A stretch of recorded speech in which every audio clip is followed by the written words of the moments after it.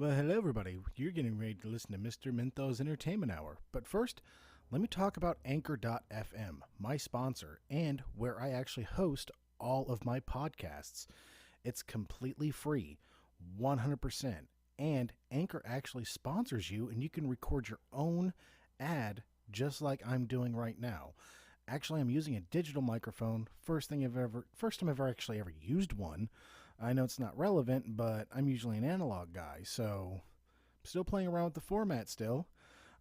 So yeah, definitely go to anchor.fm, sign up for your own podcast. You get your own, sponsorship from them right off the gate, start earning money, and it's all 100% free. They post onto, I believe, 9 or 13 platforms, either one. Stitcher, iTunes, Spotify, I mean, you name it, you're on there simply by Anchor. Don't pay for a subscription at those other places. So definitely go to anchor.fm, start doing podcasts. It's so easy to do. All right? And if anybody's ever listened to my show before, I'm not a good guy. So I'm going to try to make this sponsorship kind of clean. I'm not going to talk about dicks. Oh, fuck. The Smokers Lounge production presents Mr. Menthol's Entertainment Hour!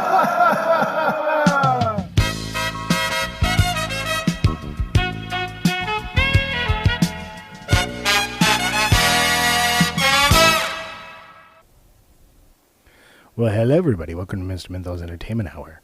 I know, more episodes in October. What the fuck is going on? Usually I take like one episode, release it, wait 3 months. One episode, release it, wait 3 months. But I am gaining some traction this month with everything. I just recently rebuilt the studio. And I mean, literally re-fucking built it. Doors, windows, every fucking thing. But today is a very special day. Before he moves out to Seattle, you've heard multiple, and I mean multiple stories about this man. Specifically told by me. And this is going to be this is the first time, and hopefully not the last time in a lifetime, that you'll hear his voice bless my studio, and that is Mr. Demetrius Prince is here. Woo. The man, the myth, the legend, Mr. Long Dick is here. Oh, yeah. To remind everybody, he once beat a referee into submission with his long dick. I was there for that. I mean, sometimes you gotta just lay the pipe. Fucking weapon of mass seduction there. That's how I got married. Lucky. It's not for my looks, I swear. Oh, man. So, yeah, man. Fucking while since we actually sat at a table and talked. It's crazy. Man, I kind of feel naked. Anthony's not over here chiming in too, and just It'd be a very homoerotic conversation that we'd be having, but like, oh man, like it wouldn't even be. There's no borderline to it. It's going to be like, when I say like no borderline homoerotic, it is like. No, it's homoerotic. Yeah, it's very, very tongue kissing. It's gay. It's very gay. It's like everybody's going to question my sexuality even more now. That's fine. That's fine. I don't care. Question it. It's like, fuck you, un-American. Question my sexuality. Yeah. That's what I want you to do. I don't want people to look at me and go, "Oh yeah, he's straight." I want people to look at me and go, "He might like dicks." You don't like it, I'll kiss you in the mouth. You might like it later. He looks like he looks at a lot of furry porn. Okay, I work with. Yeah, I do. Okay, I work with a couple guys like that. I'm not gonna lie, and they're fucking cool. Yeah. Like, I have nothing against furries. They're just fucking like live your life. Like I get that, but good God, you ooh woo me one more fucking time. I'm gonna kick you in that furry dick. So okay, so it's funny that you mentioned that because like last year, I don't know if you heard of it. Like there was this there's this wrestling company that started up in Oh Ohio. my God, yes. So Yeah, I got invited to that. so the shit was crazy, right? So like I'm I didn't go. Like I was booked to go to the show after, which thankfully didn't happen. But like so so I just ran. It's like a random Saturday. Like I get I get a call like on my phone like from an unknown number, and I'm just like, who the hell is it? Normally I just screen it.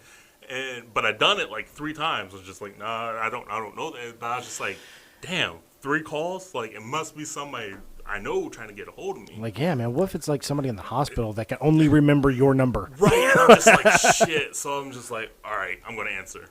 So I'm like, hello, and it's like, hi, is this Demetrius? And I was like, yeah, and he's like, hi, I'm Oh, good God. wherever the fuck his name was. He's like, I'm the owner of blah blah blah wrestling company, and Like, that's nice. I was like, okay, and he's like, I want to book you for a show. I was like, what? It's like, You know, like coming from personal experience from both of our ends, when an odd known wrestling company says they're going to book you for their show, you have questions. yeah, Questions that maybe at one point in time we ourselves should have asked. exactly. Then maybe we wouldn't have been in the fairgrounds, trying to fight an old lady. Hey, she had it coming. No, like I completely agree, but man, I had a gun on me at that point in time. I'm like, it's illegal to have a gun on fairground property. We should probably get the fuck out of here because there are sheriffs after us as big as you. Like, you can take them. I can't. I'm little. Was totally fine. That night I would have died happy, just shoving my fist down her throat. But I mean, she didn't have any teeth. She could have taken it. I mean, she could have took a lot of things, but we're not going to go on that. I'm gay now. I told you to get there. I'm a unitard. But anyway, so this dude's like, I want to book you for a show, and I'm just like, fuck it, I ain't got nothing going on. I was like, all right. Oh, good God. I was like, all right, well, I never heard it. He's like, oh, well, I just started up, blah, blah, blah. This is what I aim to do, and I tried to bring this talent in, and this. And I'm like, okay, cool. And then he's like, oh, so what's your ring name? And, Titan Chambers. Shit. Like, he's like, oh, I like that. He's like, start asking me some weird, just anything like a normal promoter would ask you. Like, do you have any, like, criminal history? Like, hey, like, what's your blood type? Yeah, just like, in case I need a kidney during your match. Have you diddled the skittled of a little one? Yeah, the normal stuff, right? So, stuff that should have honestly been asked way before. way before. Like, honestly, if there was a screening process in independent wrestling, there'd be nobody there. Are you currently doing crack? Yes. Well, there's half the fucking roster. Are you a convicted sex offender? And well, there's the other half. Show's canceled. All right. We can't run the show with 3 fat guys, right? I mean, we've done it. We can. We've done it. So we can't run the show with 2 fat guys and 1 skinny guy, and they're the same faction. Like, no, we can. We've done it. We can do it. No. I have masks, and I'm very entertaining. But, so, like, he asks me the normal, and I'm just like, okay, cool. And then he just starts asking me some off-the-wall shit. Like, he's like, okay, so he's like, what's your favorite animal? I'm just like... Velociraptor. I was like, Brachiosaurus, bitch. yes, actually. And then I'm just like, what the fuck? I'm like, I remember, don't worry. I was just like, whatever. I was like, I guess, I'd go with, a bull. That's... I look like a fucking bull, so like, let's go with that. He's like, oh, cool. He's like, I like that. He's like, would you be willing to wear a fursuit? Nope. I'm just like, what? He's like, see, the whole thing around our company is we're gonna fuse like furries and wrestling. I'm just like, what the fuck is going on? Ladies and gentlemen, when you thought that independent professional wrestling couldn't get any gayer, this happens. Between grown men wrestling around in their underwear for a belt, for pants that they do not have, and let me grapple you on the ground and lay on top of you for 3 seconds, oh boy, that's all you need. But yeah, so he's like, yeah, would you wear a fursuit? I was like, I don't think so. I think, I'll just be your standard, in-ring competitor. And he's like, okay. He's like, throw me a number. I was like, You don't want that. we're talking price now, right? He's like, yeah, throw me a number. I Wait, was somebody like, actually offered you money? That's Yeah. man. What the fuck? Well, then again, it's me. Nobody's gonna offer me money to wrestle. They're like, you're lucky if we give you some chips, fat boy. I told Shut him, up. I told him I'd do it. I told him I'd do it for 75. I was Which like, is, honest to God, not a bad price. It's not bad. I was like, I had to travel to you. I got to travel back. I was like, pretty much, I'm just, Like, no, like real talk. That's Yeah. actually a really good price because I was charged out of town. I was charging 60, yeah.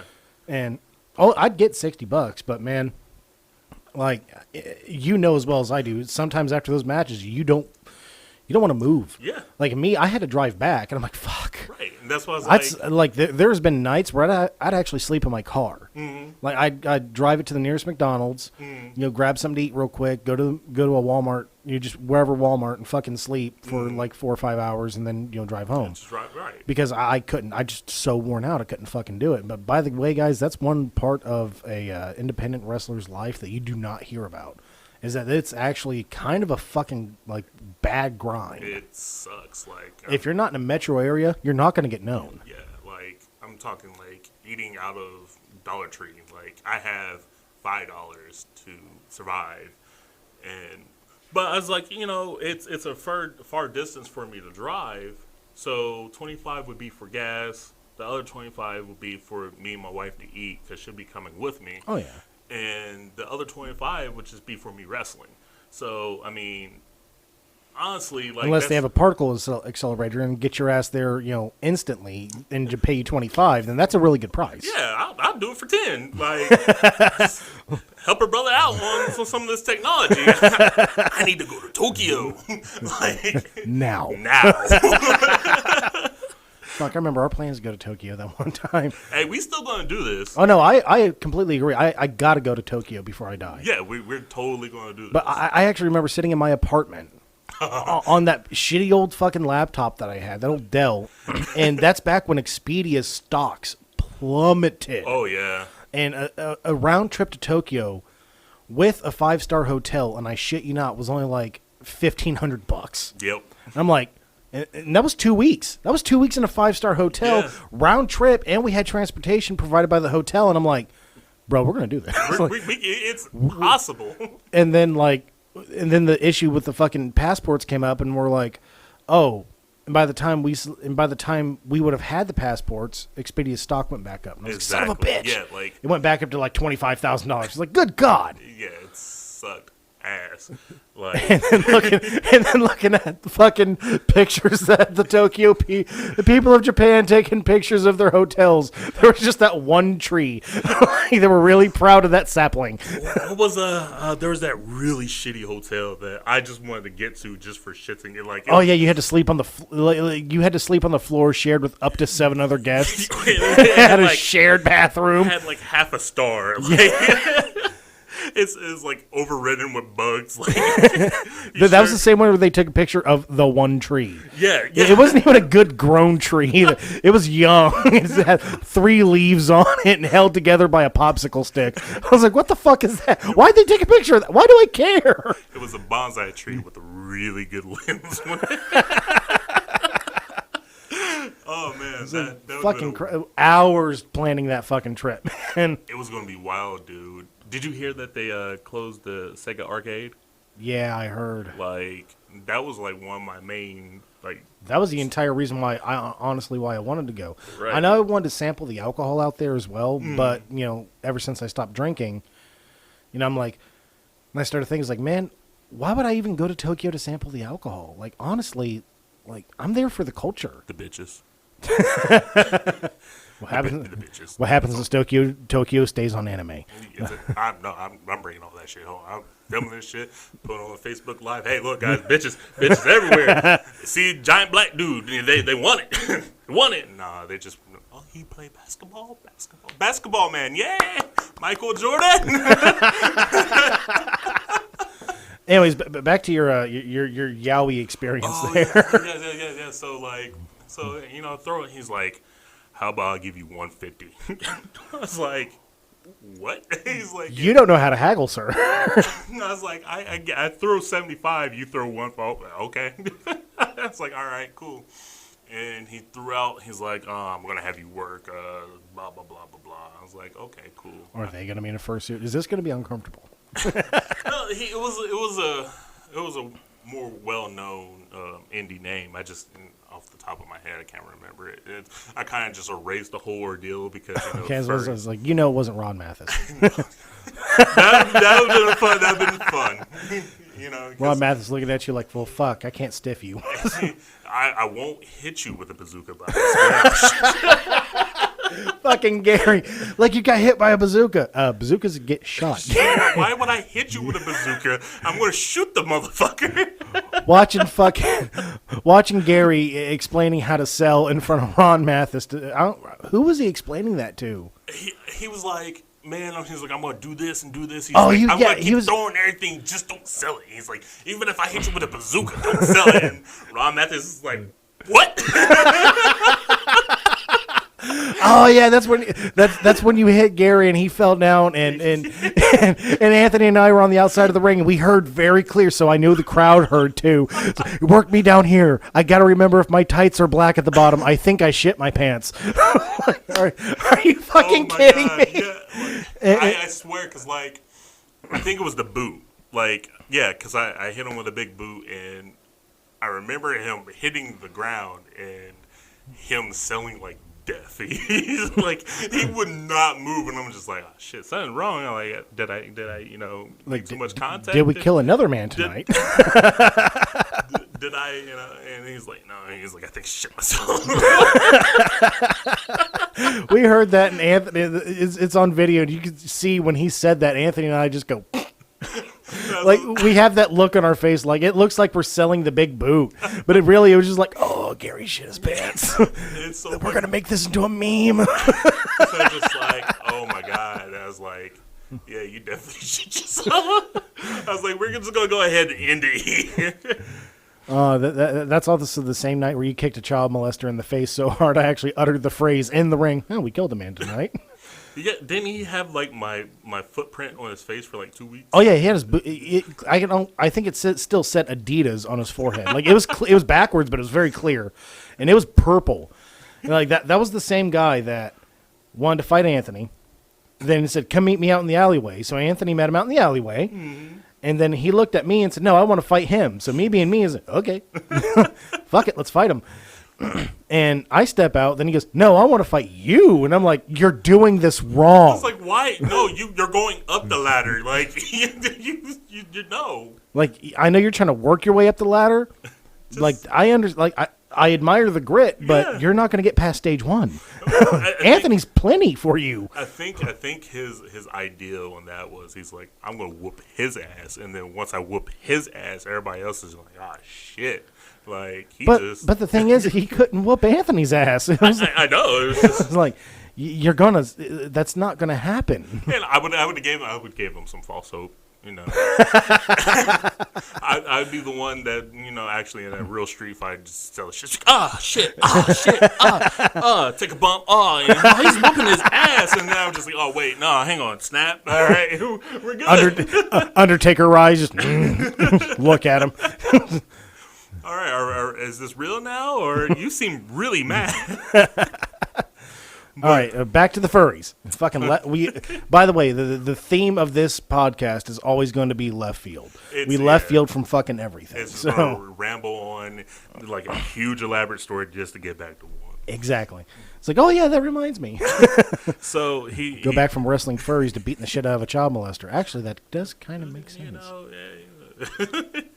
So the dude, he throws out this dude, and I was like, okay, cool, I'll do it. And he's like, okay, just before we finalize everything, he's like, what's your win-loss record? I was like, what? Are you talking about, underground fighting type shit because I dabbled every I done a little bare knuckle type shit before, but like he's like no, he's like, what's your in ring win loss record? Motherfucker, nobody keeps track of that.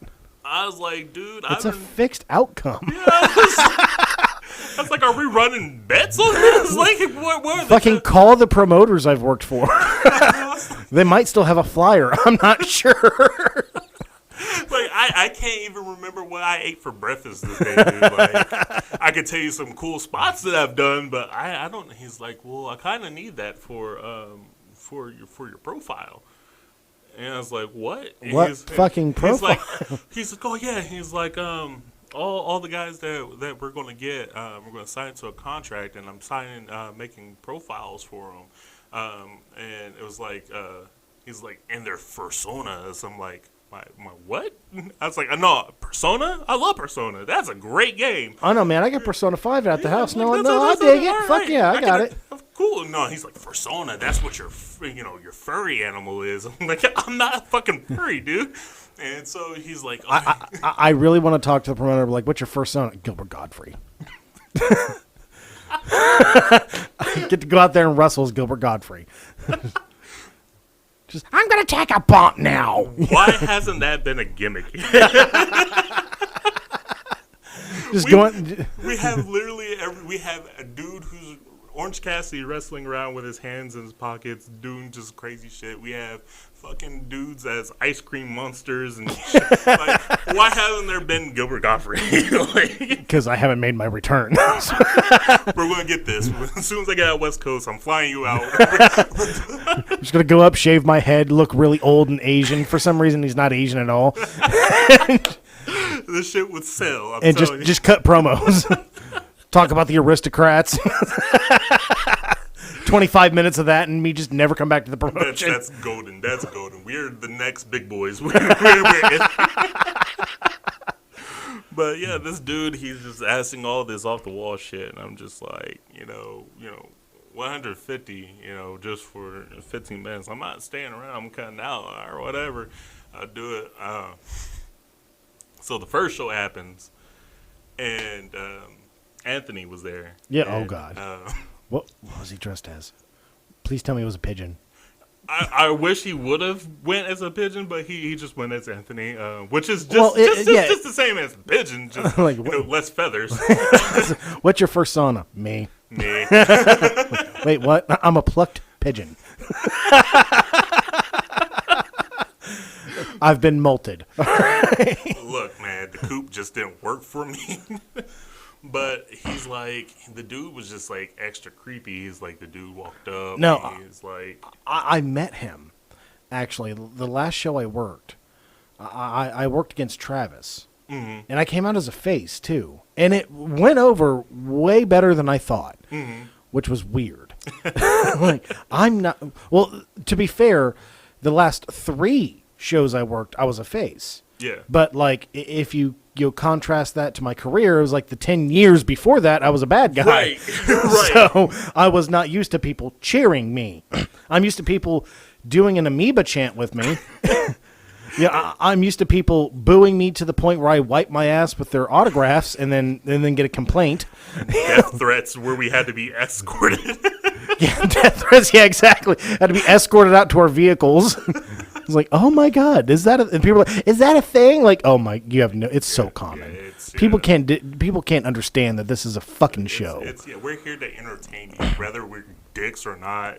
You're entertained by it though. You want to see this dude kick my ass. Oh yeah, absolutely. He's not gonna, but no. And I actually ran into that guy because he had a really outstandingly done fox head. That just because well, hell, you remember, fuck, you were Kills of the Clown at the Haunt, and I did most of the makeup and most of the prop work and shit. So like, I see something like that, and I don't look at it as like a furry. I'm like, damn, that's really good material. Same. Like, that's fucking awesome. I'm like looking at how it's built and shit. It's like, fuck, I might make myself one. Like, not as a fox, but something like maybe like a dragon or something. Like, I'm like, dishonor on you, dishonor on your family, dishonor on your cows. Maybe, but And he's just like, hey, you want to wrestle for me? And I'm like, no. Why He was is a little like approaching us like he's Saul or some shit. like, I want to play a game. Like, play a game. no, fuck, I don't. There's a key in your butt. The joke's on you. I'm into that shit. I just won't pull the string for the timer. You have no. I'll sit here happy and horny. That's the way I'll die. This is the hill I will die on. Trust me. No, it's not only that. It's like when I met him, like he didn't have the full body suit. Right. He only had the tail, the gloves, and the head. I'm like, you look like a fox that has mange. Like, why do you look like the only furry drawn crackhead? He looked like what was it? The Wonderful Mr. Fox. Yeah, like, he looked like the one exactly. He looked like he's been hit by a car and dragged. he looked like if the Wonderful Mr. Fox did 10 years in Detroit Penitentiary. Like that's what he looked like. I'm like the tattoos, creepy. I'm like, oh man, like okay. Right now, I think America should vote on a law. You cannot be like, I don't give a shit if you're a furry or not. I actually do have furry friends. Yeah, go for it. That's fine. But I have a law that if you are a convicted child molester, you're not allowed to look like a cute cuddly thing. Yeah, like you're not. That's like the same law that's in state where flavored cigarettes. Oh, it's enticing kids. Like. Well, no shit. Like. Giant fucking teddy bears enticing my child. Like, it's fucking weird. You mean the guy wearing the dog penis strap on at a convention is not enticing a child? But fucking 30 other adult males in same costumes, like.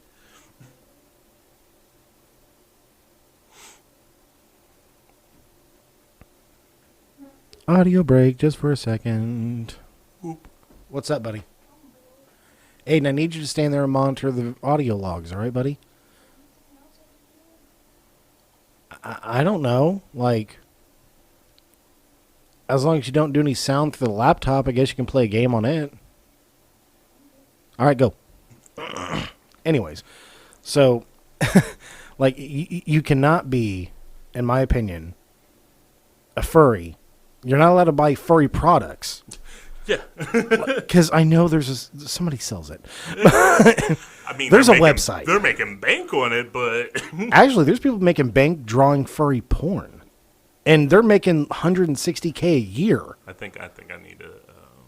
I wish I could draw. Yeah.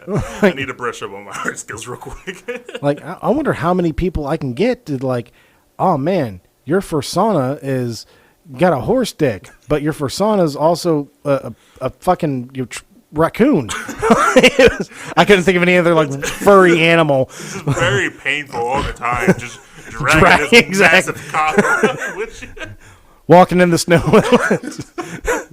My dick has frostbite. But no, like I was just like, man, all right, cool. So Anthony's at the show, goes to the first show, and he's like, man, dudes walk around just like making weird furry eyes at him, with whatever. It's like the wrong person to do that to, too. So it's just like, he was like, I just try to like go my own way. Well, midway during the show, my phone starts blowing up. Oh, God, no. So I'm just like, oh, man. That's that number again. I probably should answer. And I was just like, well, maybe they're calling to, confirm, that my match for, I think it was like a week or so later. Yeah. Was confirmed or whatever. And I was like, okay, cool. He's like, where are you at? And I was like, at home? And he's like, oh, we have a show today. And he's like, why aren't you here? Because I'm not booked for today. I'm not supposed to be here. I'm booked for next week. Like, yeah, so that's why I'm not here. And he's like, well, I require all of our staff to be present on shows and blah, blah, blah. Motherfucker, you haven't paid me yet. I ain't your staff until I get a paycheck. I was like, I've signed no contracts, no payments. Like, as far as we know, we just know each other. He's like, well, this is going to be the last show and the only show that we do. It's like, well, I guess that's your problem, my friend. At that point in time, like, at that point in time, I would have had to seriously asked him, like, then can you afford to pay me? Yeah, that's what I asked him. I was just like and if it is, I'll be there. I'll be on my way. right. But you better PayPal me that money before I show up. And that's what I was like, dude. I was like, if this is your last show, I was like, honestly, it's like the 150 that you offered me versus the the 75 that I threw out. Like, was that the issue? Because if that's so, I'll gladly take the 75. He's like, no. He's like, it's just it doesn't work in the books and blah blah blah. I can't do this. And I was like, well, then me showing up to a show without an opponent, like, giving me like an hour to get ready and an hour to drive. I don't think your show's gonna last for about a good 3-4 hours like that. Yeah, no. Like, and you're already mid-show, so. Yeah, it was nice conversating with you and figuring out what my persona is, and I'm still working on this. Thank you for taking me down the spiritual journey. You have awakened a new portion of my reality, and I appreciate that, sir. Yeah, it was a whole weird trip, dude. Like, no, man. Like, he asked me the same thing because it was that show I did was supposed to be a return for me. Mm-hmm.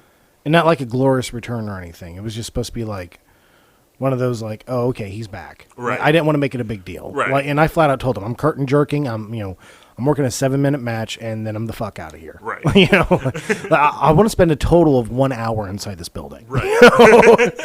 Like, I can't do the get here at 11 a.m. and stay until 3 o'clock in the fucking morning anymore. Like, right. Motherfucker, I got kids. I got a job. I can't be doing that shit. Right.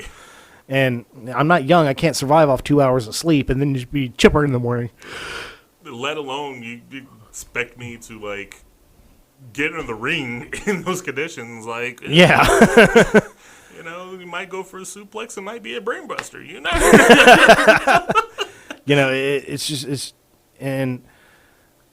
When I did it, like, I worked Travis, and fucking Travis is awesome. Yeah. And, he actually said, I didn't know we could get a crowd pop like that and for only a 7-minute show. And I'm like, dude, you could do it in less. I'm like, man, I looked at him, I was like, do you realize I've had a match with somebody? We didn't touch each other physically until the very end. That was our match. Yeah. We didn't touch each other the entire time. Not a single strike was landed between us. That roundhouse. Thank God for my reflexes. Oh my God! If I had ice level reflexes, I would have just been knocked the fuck out. If you had ice level reflexes, it wouldn't have mattered. I could still kick you. Fucker throws a roundhouse at me, so I duck it because I see it coming. But then another size 22 foot is right at my eye, and I just went, whoop. Oh, and I ducked it too. Like, I rolled out of the way. I'm like, and I saw my life flash before my eyes. I'm like, oh wow, I lived a fucking terrible life. Is this where I died tonight? Nah, fuck it, whatever. Something about being in the ring with me, not just because like I'm unsafe or anything. I feel like I'm fairly safe. It's. I know you've only hurt me once. Yeah, that's that was your first match. That was debut. That's fairly dumb, but I honest to God should have ended it right there and just put you on a win. But I was trying to follow that stupid tradition that you're not gonna start on a win, you're gonna start on a loss, blah blah blah. Right. Like how everybody else did. And when you fucking Alabama slammed me, and I didn't know it was an Alabama slam. Neither did I. I know, just like it's just instinct. Like, hey, throw the fat guy. And I remember you called a spot, and I'm like, this. You're not supposed to do that. That's my job. I'm supposed to walk you through this match, and you just went Irish whip. You know how terrified I was. Like, what comes after that? What comes after that? That's all you need to know. You fucking bent down. I'm like, oh man, fucking springboard somersault. I can do this shit. So I jump, post off your back, and I'm like, okay, and flip. Why did I stop midair? Why am I upside down? And only when I was vertical. Ladies and gentlemen, I did not post for this. I did not jump. I did not throw my body along with it. This was all him throwing a 200-pound man, just like I was a sack of laundry. And I got vertical to him. Now my half of the body is up in the air over top of this over 7-foot fucking monster. I am well 10 feet in the air where my head is, and I went, Alabama Slam. I know this move. Unfortunately, I can't post for it right now. There's no way to brace this. I'm going to die. And it was just like on the back of my neck, and it looked so brutal, like because it was. It was like a legit shoot Alabama Slam. like my neck like popped in 9 different places. I kneed myself in the mouth, and I'm laying there crumpled. And I remember crawling up. I was just like, "Take it home." And I went to the back, and I wanted to yell at you so bad. And I'm like, okay, for one, I'm injured. Don't do that. I probably don't have a lot of help back here. And 2, that looked so fucking good. And that's the crazy part about it, because like the whole match, it was great, especially for it being my first match. Oh yeah. There was the botches that I was throwing out here and there. That happens. You were trying not to hurt me, and then you're just like, yeah, well, throw that caution to the wind. Because I was just like, you know what? It's like I'm out here looking goofy as shit. Like, so I was just like, you know what? Just let it go, let it be natural, and just let your body do what it wants to do naturally. And like, well, thanks for giving me that heads up. I didn't know that, and my body's just like, fuck it. Yeah, don't tell your brain this. This could end a man's life tonight. So like, when it fucking happened, I was just like, oh shit, and I was like, okay, but reality, what the fuck were you actually worried about? Like, it wasn't like I was going to get up and try to kick your ass. No, it was just like I would have hit you and be like, ow, my fist.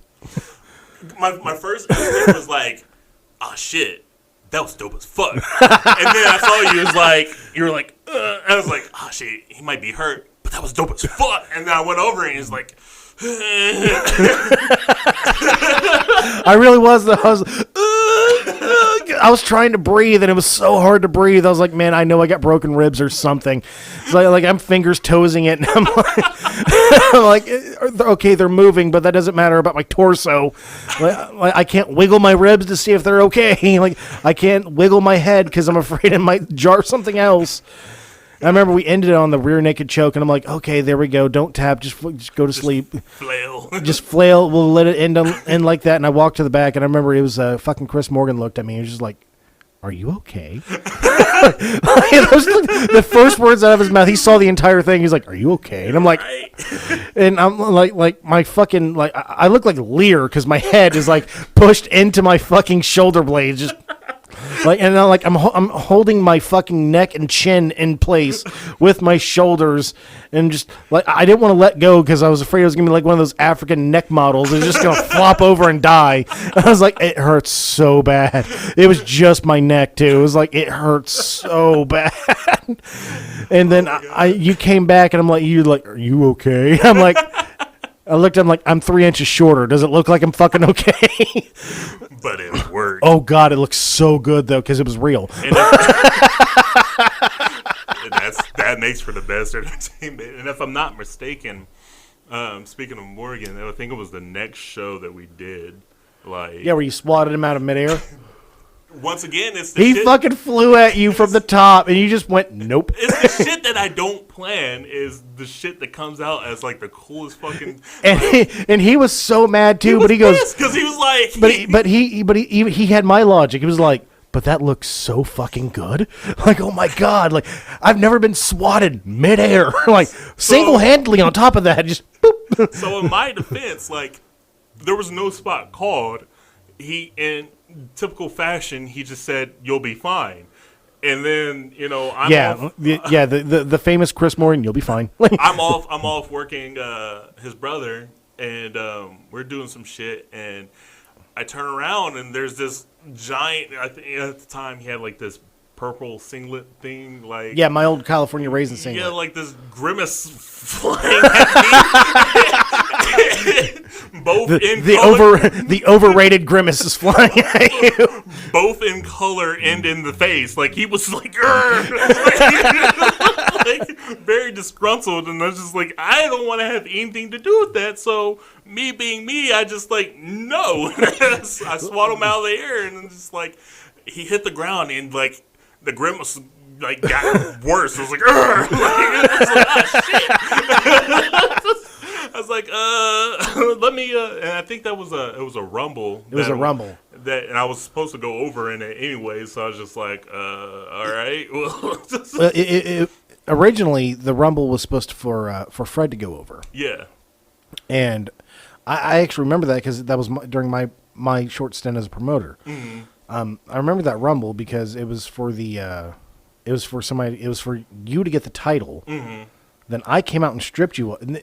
Actually, that Rumble was your first match because you got that title. Yeah. Then I won it off of you that night. I stripped it of you, and that was technically my first title. Yeah, yeah.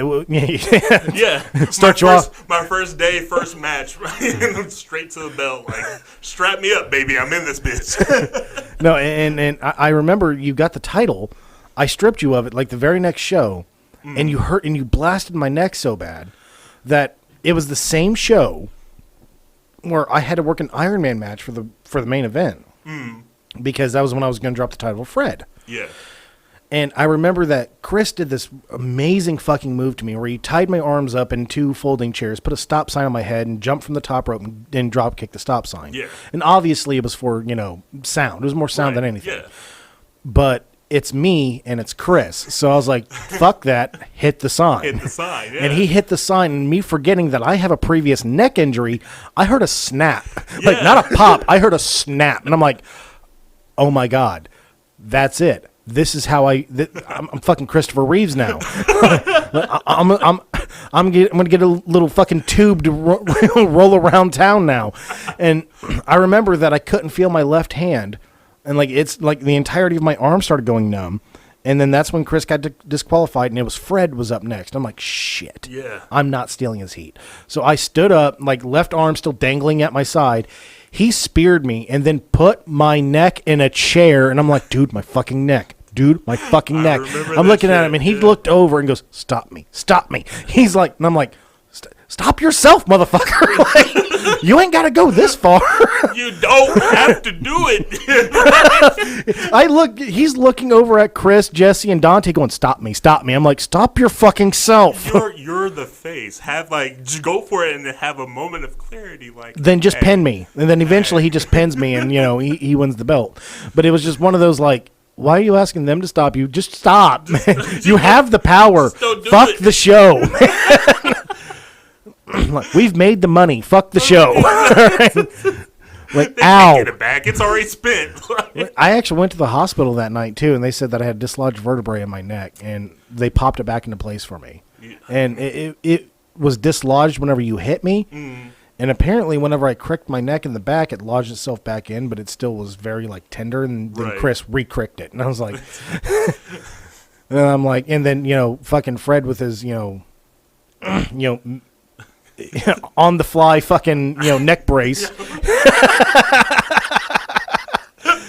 would have been just so much grand if he just fuck it, nobody's stopping me.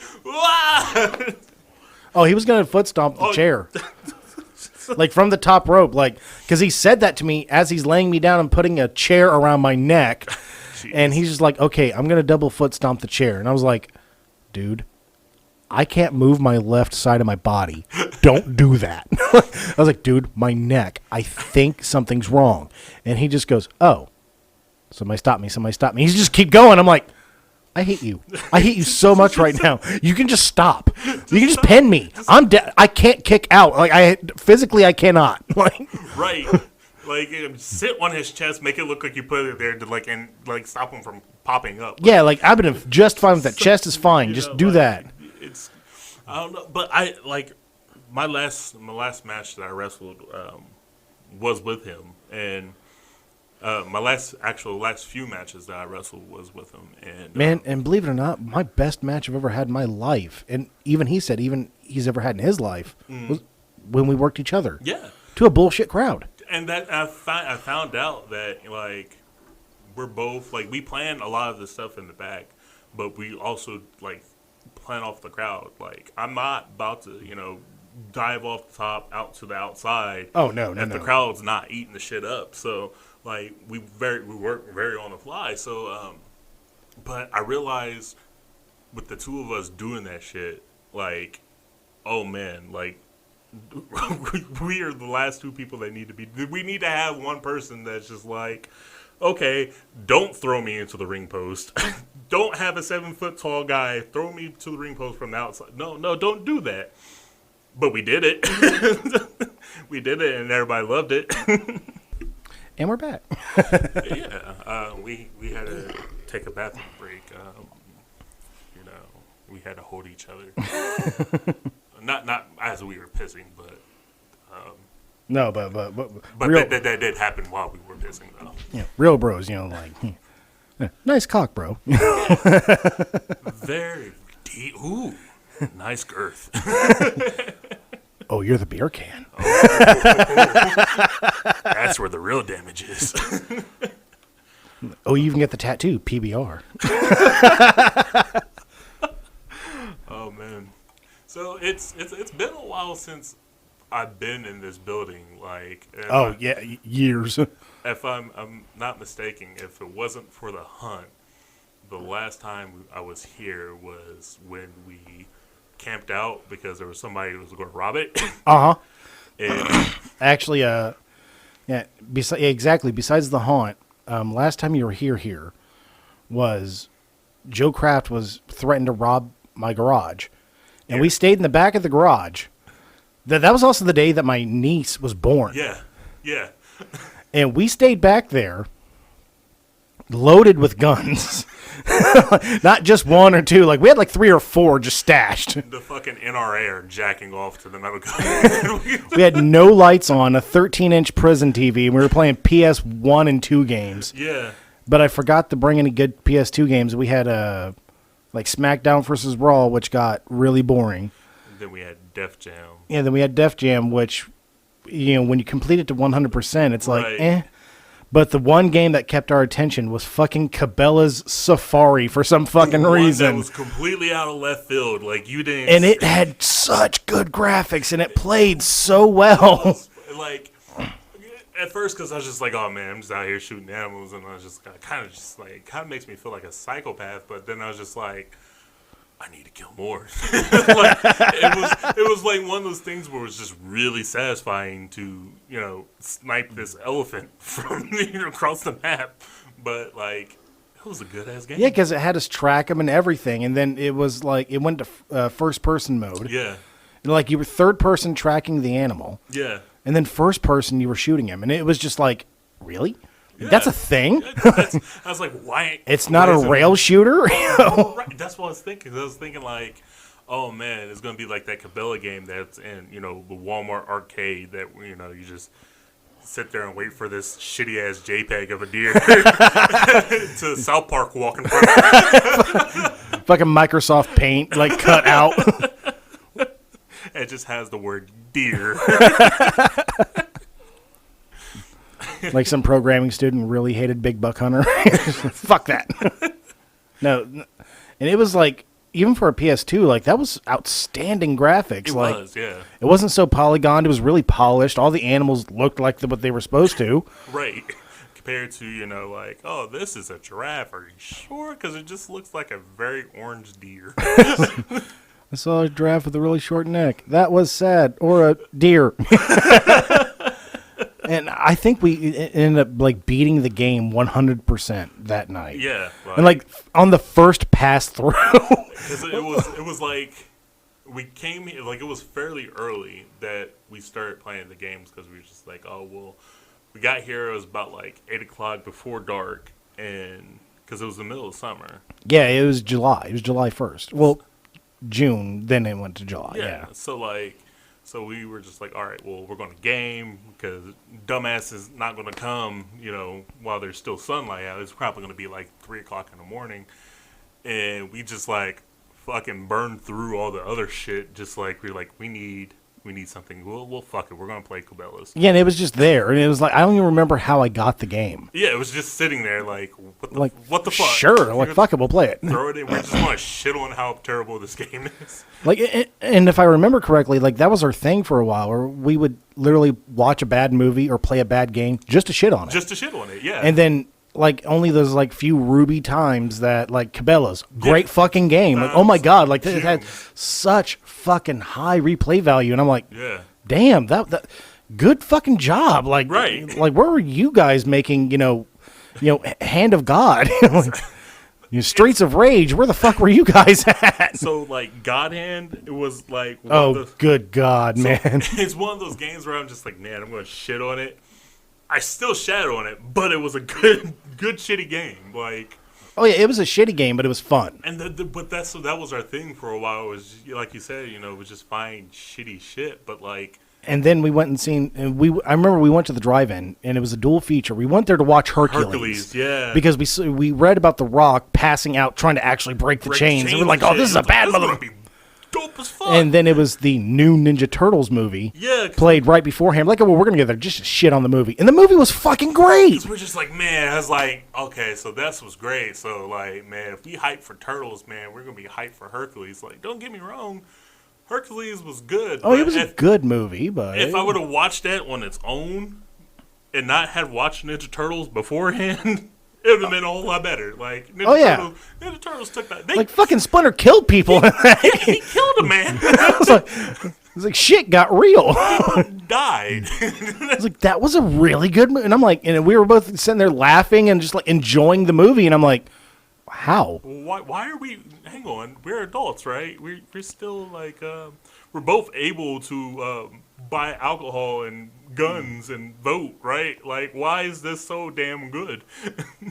And it was just, and then Hercules came on. We're like, it was a good movie. Yeah. Like, I liked the premise of it. I liked the backstory behind it. And, it was a really good movie. But it was just so off-putting that, and even when Juicy J did fucking Shell Shocked, I was like, that's actually a good song. Yeah. Like, damn, that was a thumper too. I was like, Right. fuck, man, that was my entrance for a while. Yeah, and I wasn't like honestly, I wasn't expecting like I knew it was going to be, I knew it was going to be a good movie because it's a Ninja Turtle movie. Oh yeah, they're always at least funny. They have a realm of being good. Like Super Shredder.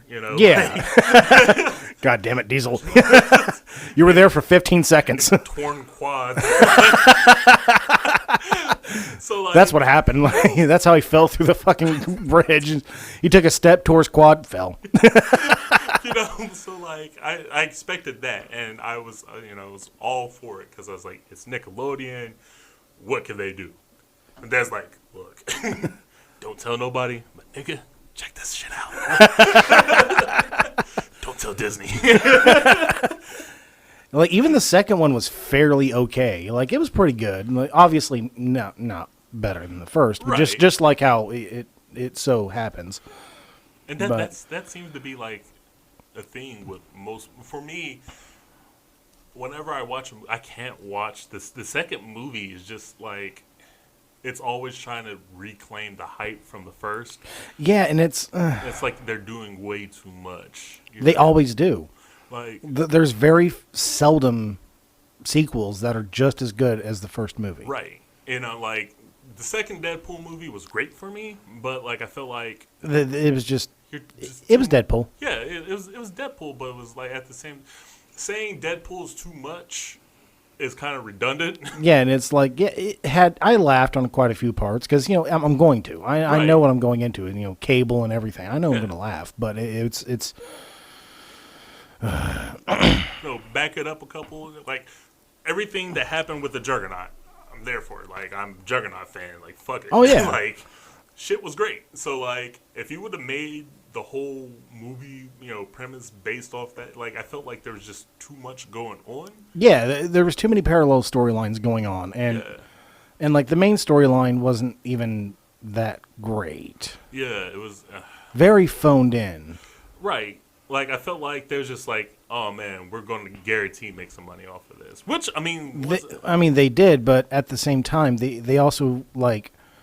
They also really jumped on the story. yeah, Like, and when I mean really jumped on the story, I mean like Wade Wilson as Deadpool didn't start off by being a good guy. Like, Right, he was yeah. actually a villain for a long time. Merc, Yeah, a long time he was a villain. He was a mercenary, and he got hired. And it wasn't until a little further down the line he became a good guy. Yeah. Well, an anti-hero. And I fucking love anti-heroes. That's my thing. But it's also, like, they skipped that. They went straight to the hero arc of his story. And I'm like, you shouldn't have done that. yeah, Like, honestly, you should have made him a bad guy for the first movie. right, And then made him the good guy. Like, the honest to God should have made Deadpool 1 Deadpool 2. yeah. They I feel like that's what Marvel is definitely, because they have a lot of anti-heroes and a lot of like fucking villains that just said, "Fuck it, I'm better than your heroes." You know, like And it's not even that. Like DC has the best villains.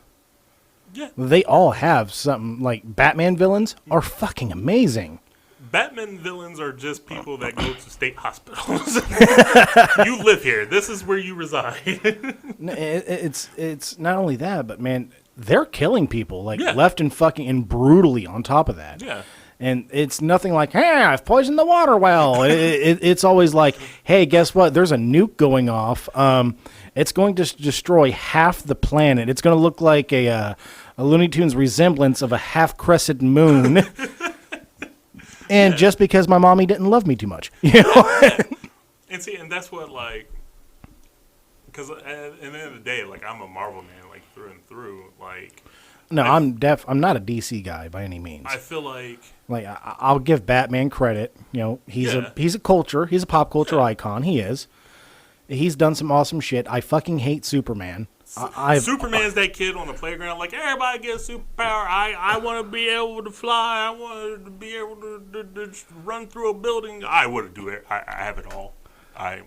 All of it. Yeah, I'm all. and if you remember correctly, Superman was as fast as a bullet. Yeah. And can leap tall buildings. Mm-hmm. Like he can actually never fly, and he was bulletproof, and like he was strong, Right. and because of his strength, he was fast, and Right. he could. That was his thing. Right. It was just super strength. Right. And then it was just like, oh, let's add some eye beams. Let's add some frost breath. I'm like, what the? Like, who hit the mutant jackpot with him? I dropped everything with it when, like, I was reading the fucking comic where he beat the Flash in the foot race. Yeah. And I was like, what? And then and then they rewrote it to where the Flash beat him. The Flash actually said, "Oh well, I've been going down to your speed to make you feel like you had a chance." Yeah. I'm like, "No, you're saying that because there's about 1 million fans pissed off right now You had to rewrite because you done rewrote Flash, you know, so fast that he can vibrate his molecules to walk through walls. For God's sakes, like." you took somebody's gimmick and it's like, this is what you're great at, and you're like, but he's better at it. Yeah, but Superman's gonna be better. We can't. Way better. Like, we can't kill Superman. I'm over here like, he got his ass beat by a bat. He got his ass beat by a rich kid with fucking mommy issues. Like, he only stopped because you shared interests in the same mom's name. Like, I'm sorry, but if I'm fucking Batman and Superman goes, don't hurt me, my mom's name is Sheila, I'm gonna hit him harder. this is for all the whoopings I got. Ever read the book Behind the Fern? You're the whipping boy. It was just he's a cheap superhero. It really is. It's like, And everybody loved Goku. And I was like, well, and they're like, scientifically, Goku's not as strong as Superman, blah blah blah. And I'm like, okay, you do realize that they kept writing Superman to beat Goku. yeah. Like if there's somebody as OP'd as Goku, and Goku's not even the fucking strongest one. Right. He's just the one with the purest heart, and really he's just a pure dumbass. He's the one that's like, look, I'm just going to keep fighting until I die, so, you know. Yeah, and it was just one of those, like, scientifically, yeah, maybe, but also at the same time, like, people cut a lot out. Yeah. Like, okay, Goku's actually kind of not, he's dumb, but he's not dumb. Yeah. He's dumb, but he's not stupid. Like, if he found out, like, oh, Superman's fucking power, revolves around the sun, let me go ahead and instant, transmute him away from that bitch. Right. But, like, at the same time, he wouldn't because he wants to challenge. You know? Oh, yeah, and at the same time, like, let's boil it all. Do you take away, like, all the superpowers and all that? Like, Goku still wins because, he's a martial artist. Like, no. It's canon that that Superman learned every martial arts. Really? Once again, Once again, it was like, I'm like, what? And they're like, well, Superman picked up the Book of Eternal Weight. And I'm like, there's one superhero that can beat everybody. And that's fucking Spawn. Yeah. Like, people keep counting Spawn out, and he's obviously my favorite, so I'm biased. But there's something about like we talk about villains and whatnot. Like Spawn's main villains were God and the devil. I mean, that's, Like, they just went all raw dogged on that one. like, look, all right, look, this, I need to have the biggest bads, period. What do we're going for deities. This is like And the only thing that can kill Spawn is a weapon forged from either hell or heaven, and you have to decapitate him. That's the only thing that can kill him. right. But here's the problem. Spawn is the weapon from hell. Right. And he currently possesses the weapon from heaven because Gabriel tried to kill him with it, and he took it away from him and said, "This is mine now," and then went up to God, called him a bitch, and then banished the God and devil into separate fucking universes. Like, he ripped space-time just because he was tired of their bickering and went foop into the corner with you two. Like, the Earth he currently presides on does not have a heaven or hell because he made sure he got rid of it. Right. Like, how OP is that? He's just like, you know what? Fuck it. It's just like, And then he chooses to use a machine gun. because why not? Like, Well, he's still a Marine. I just like, I love, like, okay, so of course you have your characters like Superman, you know. Like, Yeah. I'm all powerful. I love the gag characters that are all powerful, like Plastic Man. like Squirrel Girl beating Galactus. Like, just by giving, like, here's some acorns, and, you know, like, just, oh, well, we stopped the, you know, the end of this giant fucking galactic man from eating our planet. Like, she just flew to the moon, just like, oh, hi, you know, here's my squirrel. And he's like, oh, okay, cool. All right, well, we're done. All right, cool. She has fucking squirrel armor. And what was it? Fucking Dog Welder Man. Like, just think like he's a DC superhero that obviously died because he's just a normal fucking guy that got really mad. Like, he tried to John Wick somebody, but in like the Jeffrey Dahmer fashion. It's like he went out and grabbed a dead dog and welded it to people's faces. That's like... He didn't do it securely either. He's just like, I'm going to fuse some flesh to flesh. Like, the basics of Full Metal Alchemist right there. Like he tried to, but he forgot the transmutation circle. He wasn't in the same universe. No need. He's like, I could do this with tools. Look great. And, think about like how actually best superhero he is, because he could go into the Joker's lair looking like how he looks, and the Joker isn't going to fucking notice shit. He's just gonna look over like, oh, you're here to fix the door. There's a guy with a fucking welding And then mask. he's like, wow, man, you got a dead puppy. And Why do you have dead that? And he's like, dog. oh god, you're welding it to my forehead. And he's like, you're fucking sick, man. Like, imagine the Joker saying that to somebody. Like, it's fucking, like, it makes me laugh because then I go back and I think about the movie Super.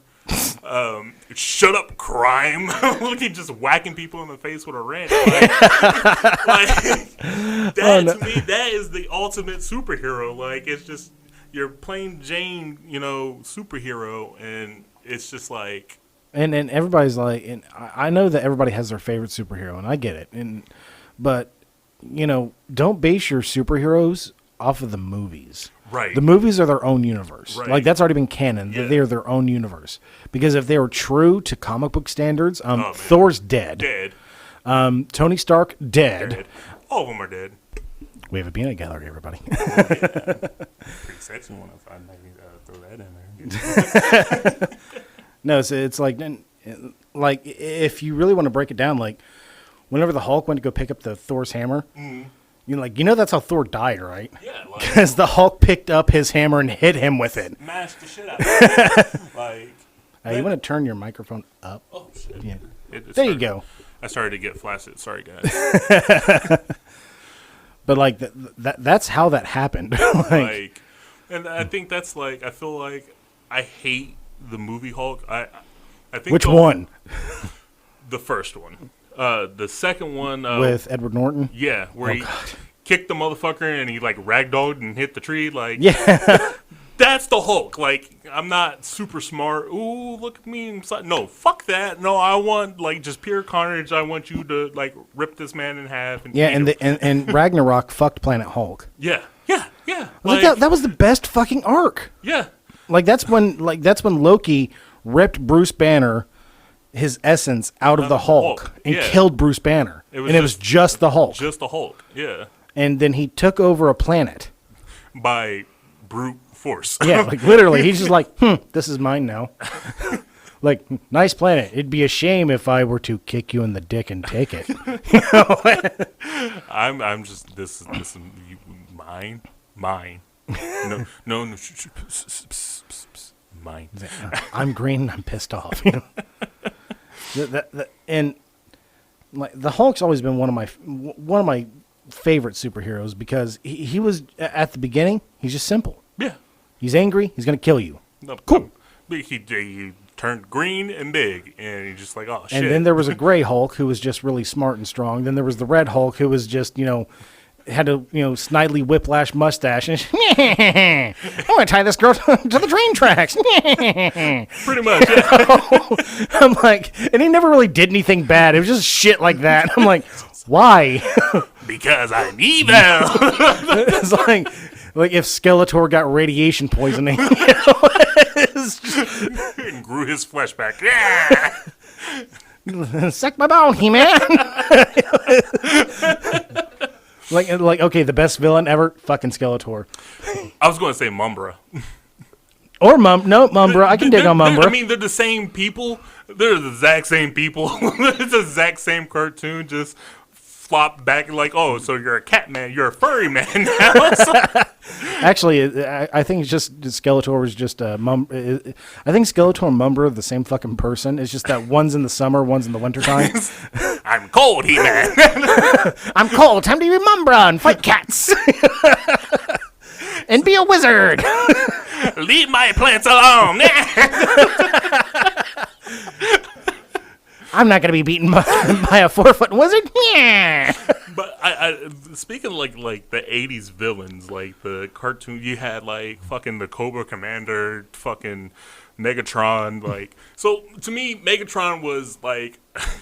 Megatron was the biggest bitch. I was about to say the whiniest bitch because, ever. Like he knew he had a rat in his crew. Like Starscream was just like, fuck you, Megatron, and I'm gonna overthrow you. He's like, okay, whatever. You better not be plotting against me. Like, fought my plans. Like shit. If that was me, like, hey, nigga. Talking shit. Hey, let me turn myself into a giant fucking gun. And still miss. Like he later became a tank, I think. He became a tank and then a jet and then a tank jet. Yeah, and but his original, he was just a big fucking gun. Like if you remember the toys, yeah, like it was a fucking Luger, man. It was like a big fucking metal ass gun. Like it was a gun. Like I was like, that's legit. Like I want a gun that's a transformer. Like I want to be able to kill somebody and be like, nah, motherfucker. Like nah, look. I'm a kid. You can like, Megatron. Pistol whip somebody with this shit. I can rob a store with a fucking gun. Well, not with a gun, but I can rob a store with a toy. With a toy. Like I know people's tried to rob stores with toy guns, which for one, that's fucking stupid. You don't do that. We do not. We see the orange tip. Yeah. Go away, Todd.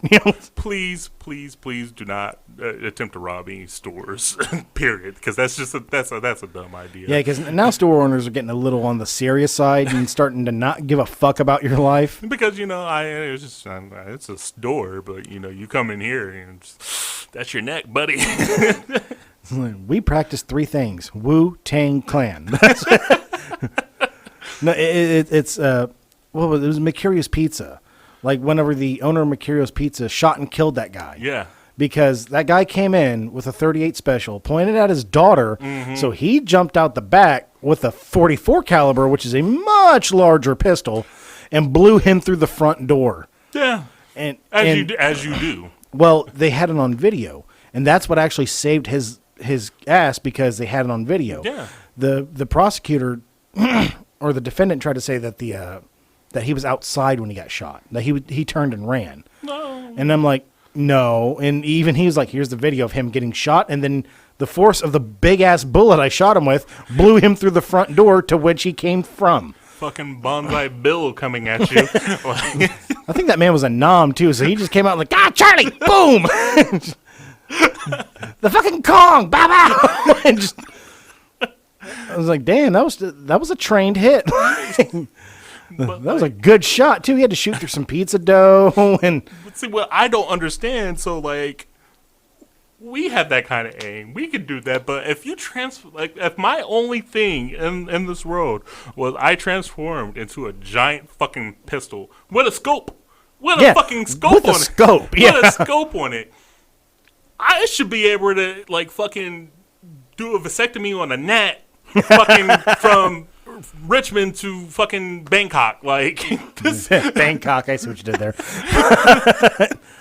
No, in all honesty, yeah. Like, if you're going to be a giant fucking gun, like I remember when the Transformers actually started, like clicking into each other. I'm like, Yeah. oh, this is, and I was getting excited. I was like, this is some Voltron shit. Yeah. Because, spoiler alert, Voltron came before Power Rangers. Yeah. But Voltron was very anticlimactic. Like, you It's knew, like- you knew once they all had right. the sword, and they were just like, and one swipe, they're dead. And I'm like, what the fuck? He knew the minute that, these cats start sliding their asses into, like, the kneecaps of this other cat. Like, the shit's gone down. Okay, like, what was that one fucking... there was a version of Voltron where it was like a bunch of micro machines that built it was him. like in space. Or Yeah, like, yeah, it was a bunch of micro machines that built him. I'm like, how'd they not fuck up? You know, it took like 100-man crew to build that. Like, how is there like not one or two drunken Larry and Carls You had that made a dick? You had to have some, like, methed out Terry,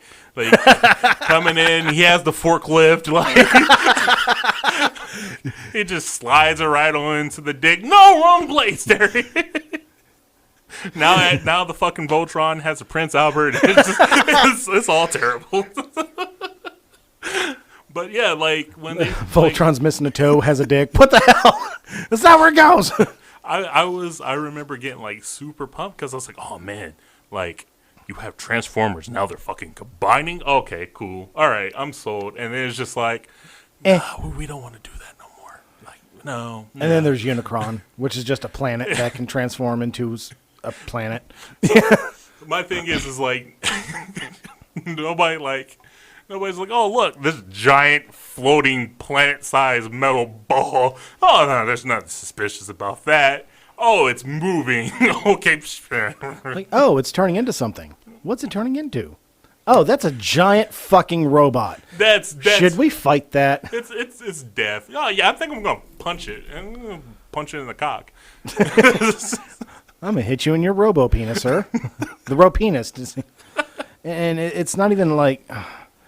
Man, they did some awesome shit, but they also did some really questionable, like, what drugs were you on when you came up with that idea?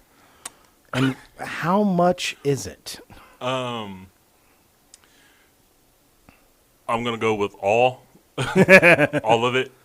All of them and all of it at the same time. Like, I don't know, man. Like, to me, like God was on cocaine when he fucking made the platypus.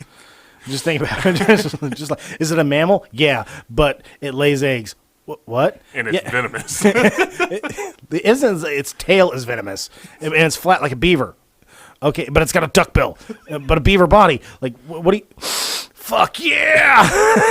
I just had a whole bunch of spare parts, man.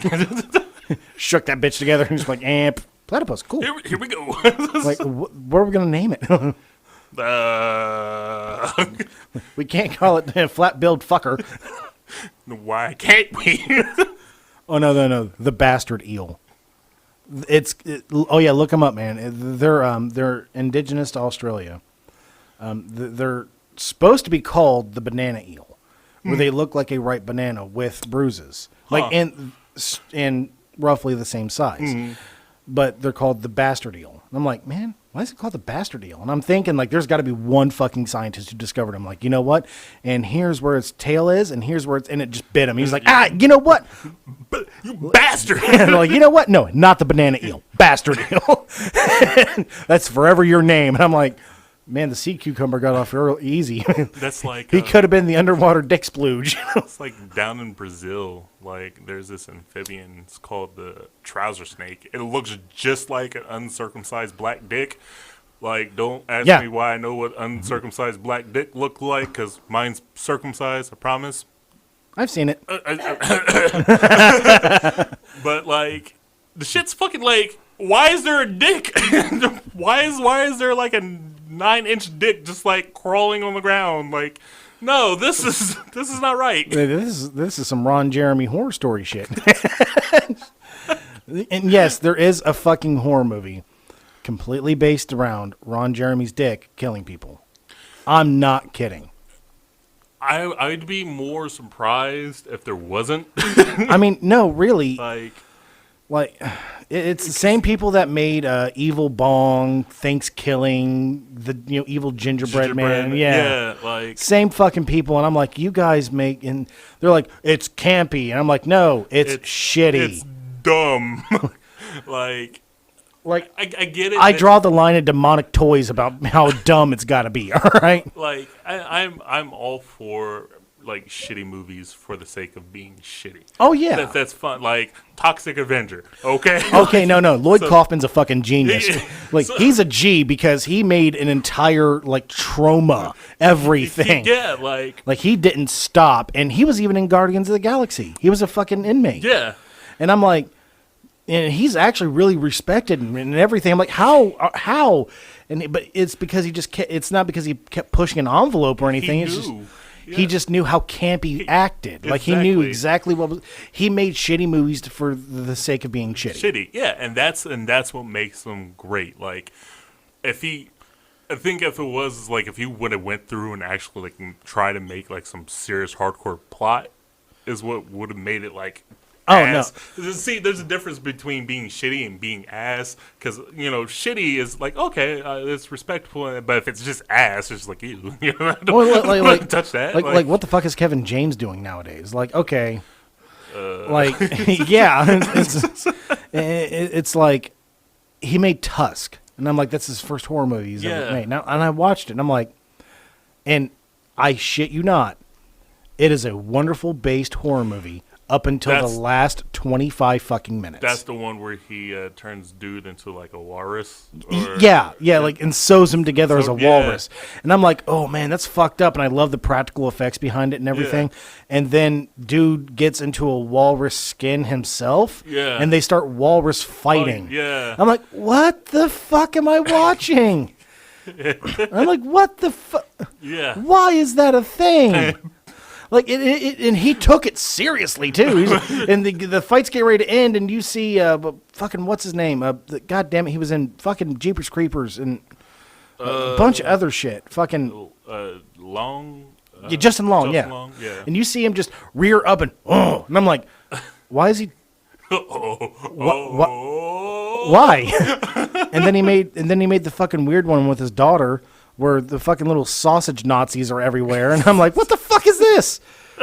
Like, you can't like, and Kevin James is like, I never used to smoke weed, and I'm like, bullshit. I think, that is a high idea. I think the reason and the basis for these movies are just like, all right, I want to do a lot of drugs, and I need to use some kind of cover up to so everybody come get you a free payday so I can do all the fucking drugs. And it's like he made Zack and Miri make a porno. Yeah. And the funny movie. Yeah, and it was hilarious. And there's only what makes the movie funny is there's one selling scene to me.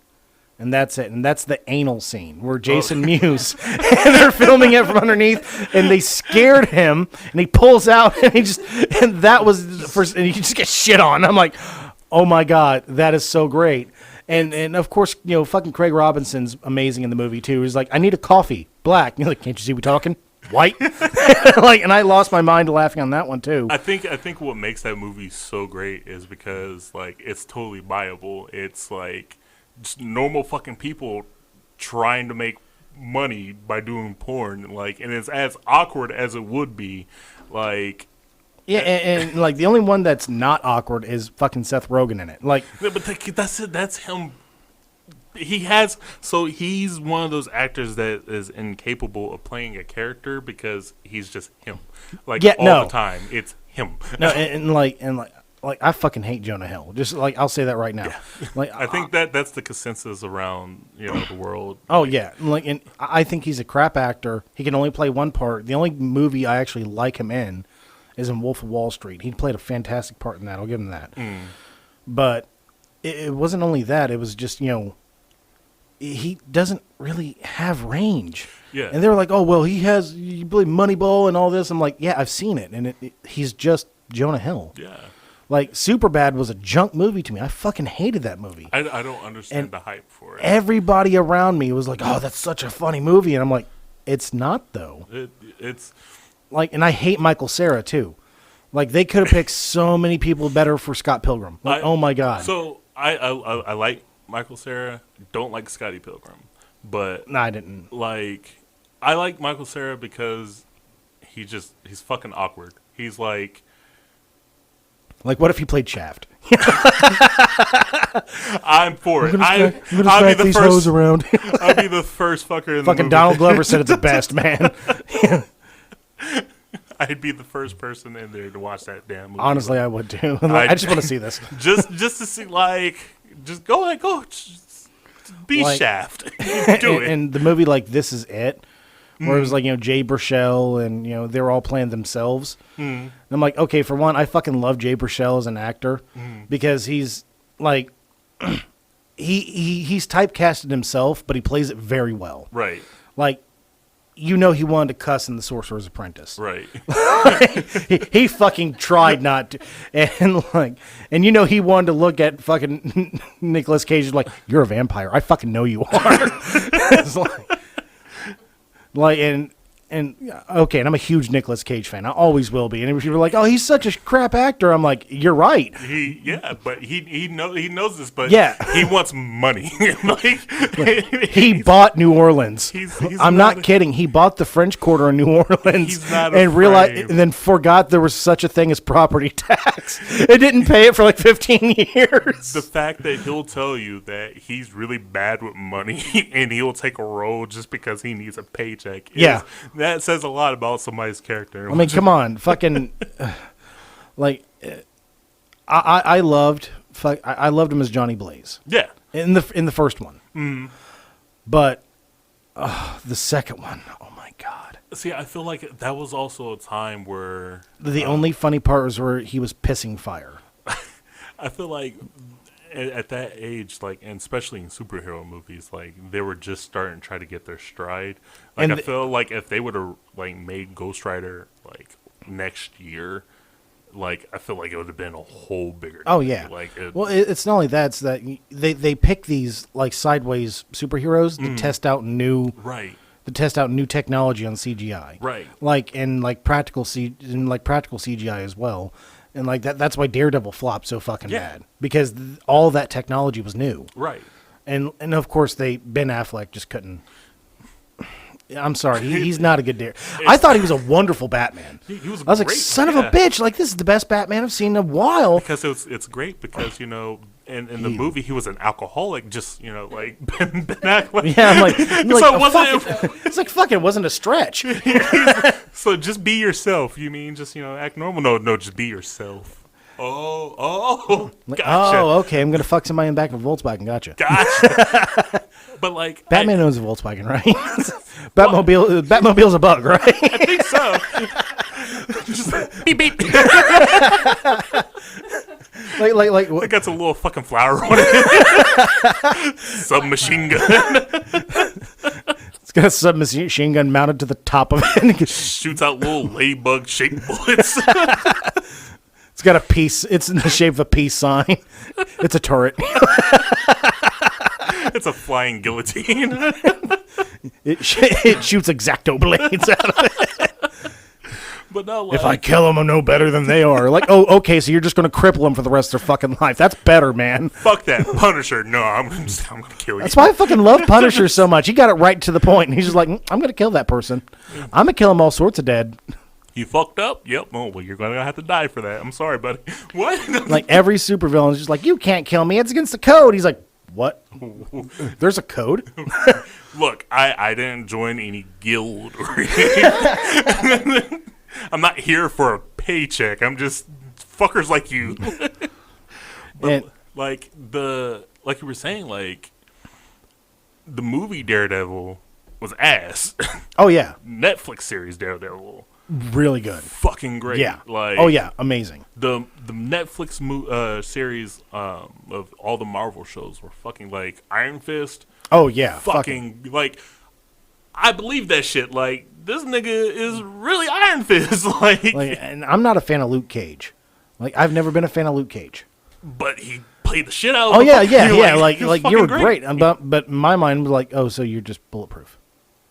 Okay. Yeah, right. Like, I mean, then I started really thinking about it. I'm like, and at the point in time, I was like, man, maybe Luke Cage's superpower is like really underrated. Because, you know, think about it. Think about it this way. Like, okay, superpowers. There's name a fucking superhero that has just one. right. But like the ability to fly is amazing in itself. Yeah. Like the ability to have super speed is amazing, or super strength is amazing. But we're so jaded that we want more. Right. But so I actually I actually recorded a D&D campaign where we were all superheroes. We had to pick a practical superpower. Right. So like super speed, super strength, something like that. And of course, Anthony and myself had to pick the crippling disability for him, which turned into a really hilarious campaign. Like, I record it and everything. I never posted it because I was like, okay, it's like 6 hours of us just, you know, being idiots on a microphone. But it was for an example, like if you had like super speed, okay, Right. you have vertigo. Oh shit. So you got to run with your eyes closed. like you're super strong, but you have arthritis. Ow, ow, ow, ow. That's the fucking truth, though. That is the giveaway. Like, So- it's real shit. So everybody, like so I was the villain in this campaign. So was Bobby, and I had the power of persuasion. Like, as long as I can talk to you, I can persuade you to do anything for me. But my crippling disability was my voice was Gilbert Godfrey. Bobby's was it's like, why don't you come help me do some evil? No, as soon as I see you, like, I'm just gonna know. It's like, why don't you fuck off, Iago? You fucking bird. It wasn't only that. It was also Bobby's was he had a Gundam, but his instructions were in like what was it, like Taiwanese. So he was just pressing buttons hoping this bitch would work, you know?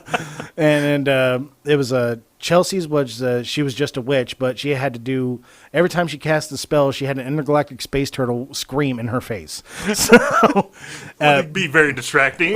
like Joey had the ability to copy anybody's superpower, but he had to stand like a flamingo, perfectly still while he's copying it. So it was like you be like useless, man. Yeah, like, oh man. So And good luck with that. I can't remember everybody else's, but like I started actually thinking like, what's like the best superpower that can just be OP? And I'm like, what if somebody could change their molecular structure from density and weight? Like, scientifically speaking, like, okay, my density is not going to change, but my weight is. Yeah. Like, I'm going to make myself 1 kilogram, you know, like 0.110001 kilograms Right. float. And now I'm going to make myself 5 just to fall. Right. I'm going to hit terminal velocity, make myself like 50 million pounds, and I'm going to be a nuke and not die. You know, and I'm like, that'd be perfect. Like, what would his supervillain be? Oh, yeah, Dr. Freeze. Because, like, I'm just going to freeze your cells. yeah, just did you stop moving? Yeah, it's like, don't move. and I'm like, man, I could write that as a comic book.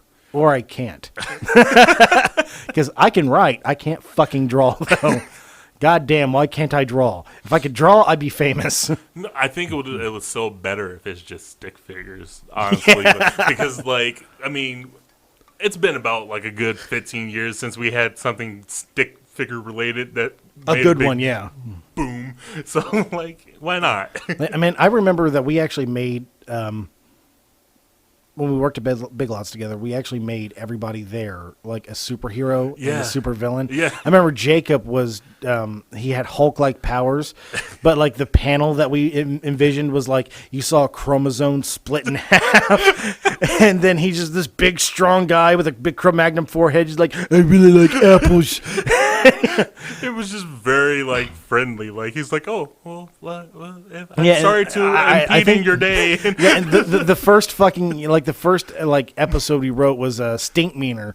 Fucking came in and started kicking your ass, and like I had that power of like of changing my weight. I think is the word. I'm so glad somebody else knows that song. We got random attacking chickens in this bitch.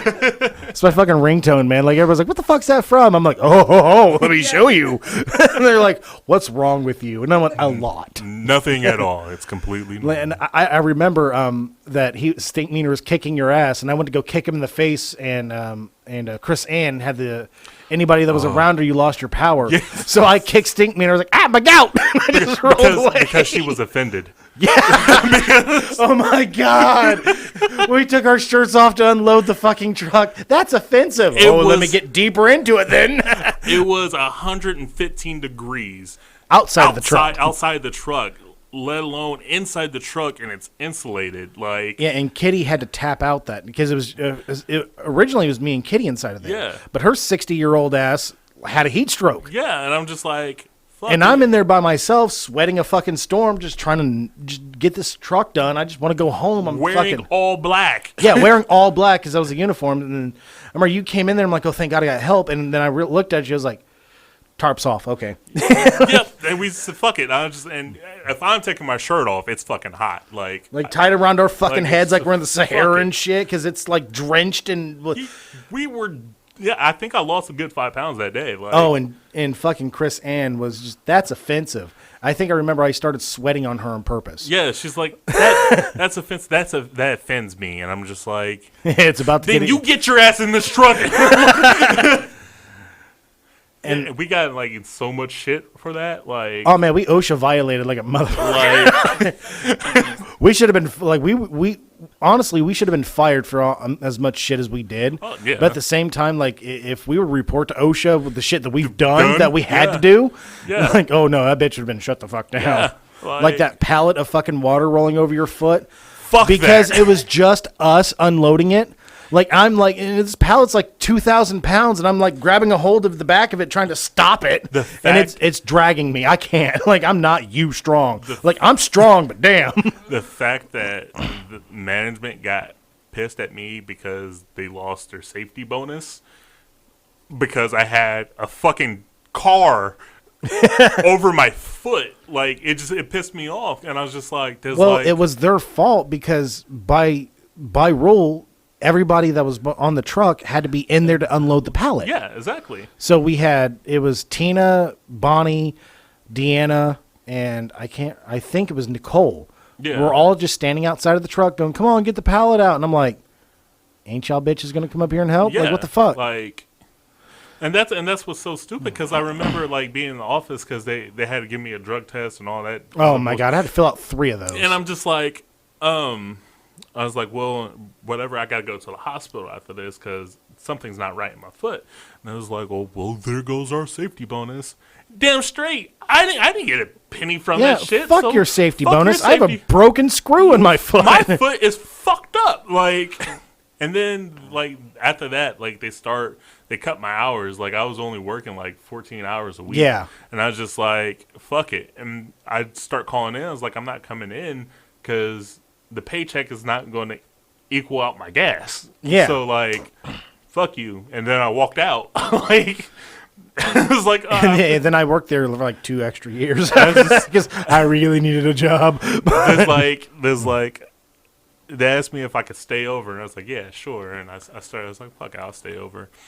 And then my wife gets a hold of me. And she's like, you want to come home? I was like, yeah. She's like, come on. And I was like, but I got to work. She's like, no, you don't. She's like, I was like, what do you mean? She's like, quit. I was like, yeah. She's right, though. She's like, do it. I was like, all right. I was like, bet. Yeah. When you walked out, they called me in to fill in the hours. I was like, Oh, fuck, I wasn't doing anything today. I went in the back and I gave him 2 weeks. I was like, look, I'm out or whatever, and I'm done. And it was like, oh, that sucks, blah blah blah blah blah. And then I was like, it's like, well, since you had to work over, we're going to have you clock out and then clock back in, and then so you can start another shift. So I did that. So I was just like, I'm going to start my break. I'm going to take my lunch early. And I was just like, no, I'm just clocking out. Bye. I checked out my last customer, and they was like, how you doing? I'm like, I'm doing great. I just quit. They was like, what? I was like, yep, you're my last customer. Bye. I had them the receipt, and I walked out the door with them. I was like, bye. And they called me, and they're like, yo, your buddy quit. And I'm like, I'm probably not far behind him, honestly. Because I remember, like, I got the 1 year pin, and Mark's like, well, we got to do your performance review. He's like, you're a star employee. I'm like, I'm really not, though. Like, you know how much shit I've done? Like, man, like, I have broken furniture on purpose to sell it. Like, to sell it at a discount. All right? Like, oh, look at that scuff. Oh, no. Like, I have done some bad shit. All right? Like, I'm not a model employee. Like, I have a family. That's why I'm here. You know? But the thing that don't get it twisted. It's no other reason than that. I think the tipping point for me to quit though was it was right after that time that we all got our 1 year pin. But like I was there before everybody else. But everybody else got their shit before me. Yeah, that's and then everybody got a raise before me. And if you remember correctly, we were building that gazebo on the inside, and then Bonnie walked up with the pin. Yeah, and it was like a month before my 1 year. Yeah, and I'm like, I don't get this until September. Like, why are you handing it to me now? And she goes, we're handing it out to everybody. And I'm like, Meters gets his pin? Because I was there 2 months before you. Yeah. Like, you got me the job out there. And I'm like, what about him, though? Like, I didn't get a pin until, like, 3 weeks after that. And then I never got my raise. Oh, no. Mark goes, we're giving you the fullest amount of raise. And I'm thinking, like, fuck yeah, like $2-3 raise. Nope, 25 cents. And I quit. I didn't get that. Because I was like, I talked to Mark. I was like, hey, everybody else got a raise. It was like, can I get one? And he's like, the most we can really do is about, like, 5 cents. And I was just like, nah, you hold on to that. You hold on to let that roll over. You're going to need that for the bandages. Oh, man. There's... Like, I didn't okay, Mark was unfortunately a really good manager. Yeah. He had his issues, but I do remember him getting chewed out by corporate because he kept asking, can we please make these, raise their minimums up because people here are struggling. Yeah. And he actually got into some serious shit for that. And I'll give him that. Like, he did fight at the end of it. Right. But, like, we were unloading box springs from the fucking Ashley truck. One hit me directly in the fucking head, and it's me, so it hit the toughest part of my body. Whack! I'm like, I'm awake now. Like, that's all I said. Mark goes, oh my God, are you all right? I'm like, you don't know me, do you? Like that? Like, I'm fine. That's fine, yeah. Like, the only reason why I knew it hit me, it moved my beanie over my eyes. Like if it hadn't have done that, I wouldn't have noticed. Like, it would have clonked. Oh, did that hit me? Oh, cool. I'm not a smart man, Mark. I'm working at Big Lots. But like, for $7.25. Yeah. So it hit me, and he goes, we have to file an incident report. Do you have a concussion? I'm like, will I get extra money if I do? Right. And, like, that wasn't even, like, Mark took that as the serious one. Right. The non-serious one that he took is when those fucking Ashley bed frames fell on me, and the wooden ones, the ones that weighed like 69 pounds, a fucking thin little box. I had 10 of them fall on me in a line because we told Nicole, don't move that. That's holding these boxes. She moved it. Chris yells, oh, fuck. Kitty goes, move. And I'm like, who are they talking to? Like, nobody addressed me directly. They just went, oh, fuck, move. I'm like, who? Like, I'm looking down like, who the fuck's getting ready to get hurt? Oh, yeah, me. It fell on me. I tried to be, He-Man and bench press 600 pounds off of my chest. No. And I'm like, I moved it an inch. And I was like, oh, no, I heard some popping and clicking. I'll feel that for the rest of my life. And I'm like, okay, get this shit off me. I can't breathe. And they're like, and they started moving shit off. And Nicole's like, I'm trying. I'm like, oh, I'm not going anywhere. Take your time. They're like, you're so calm. I'm like, what the fuck else am I going to do?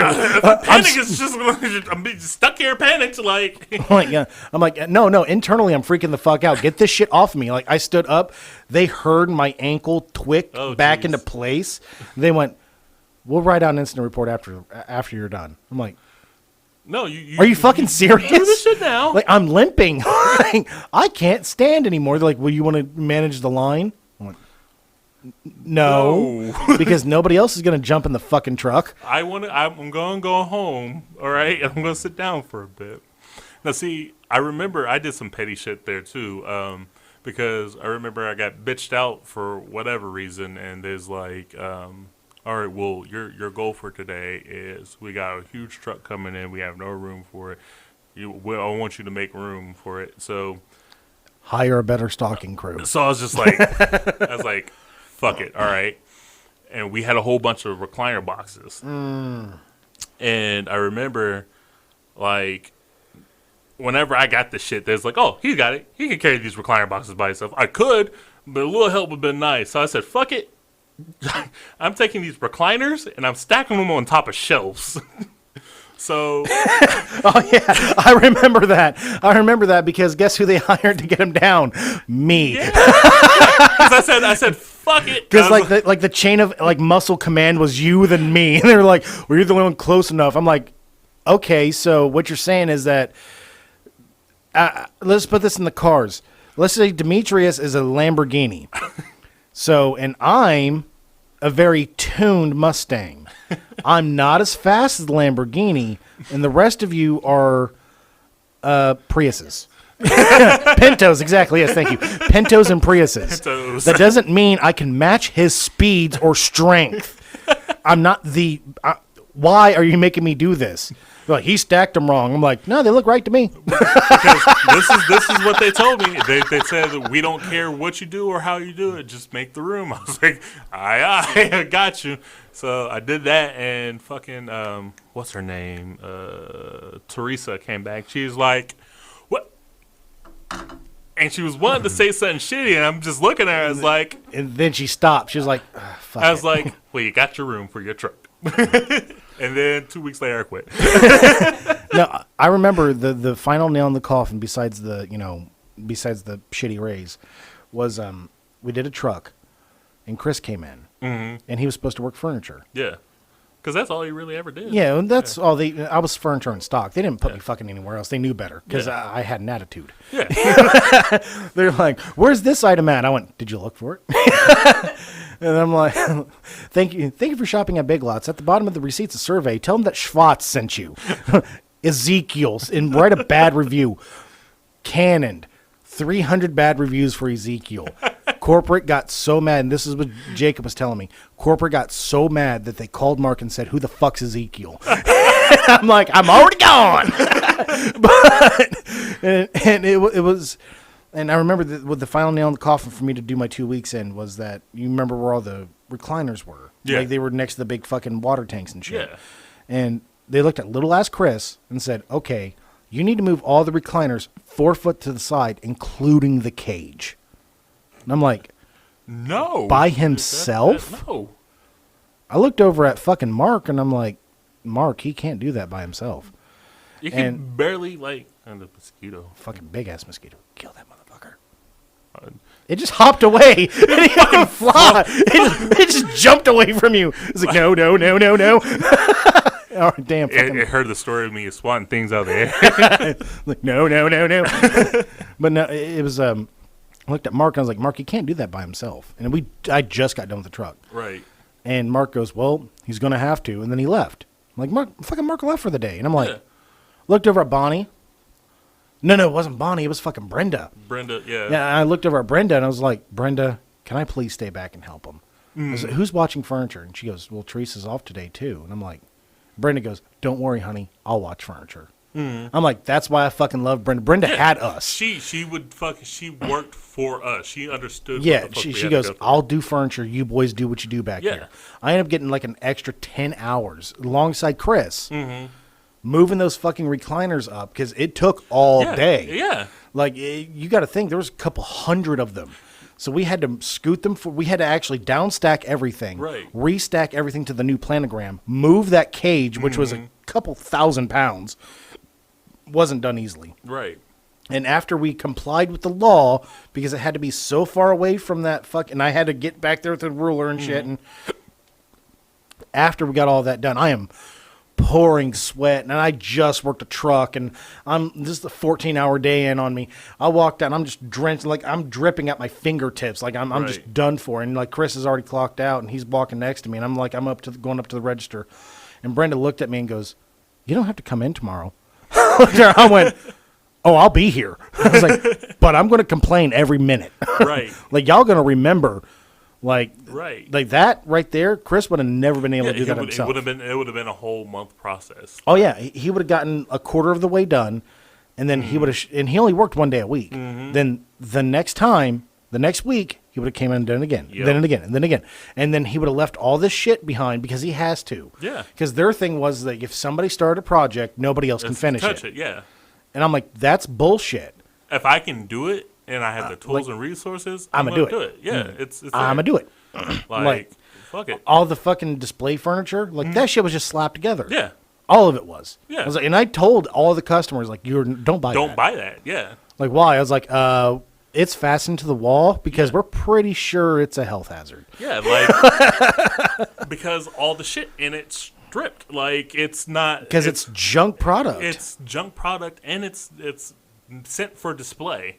So yeah, it's not sent for, and we sold the displays. Yeah, we sold the displays. But, to the few customers, I'm like, look, this display is a piece of don't shit. buy it. Like, And they're like, oh, okay. yeah, go here and buy this. It'll last you longer, or buy something.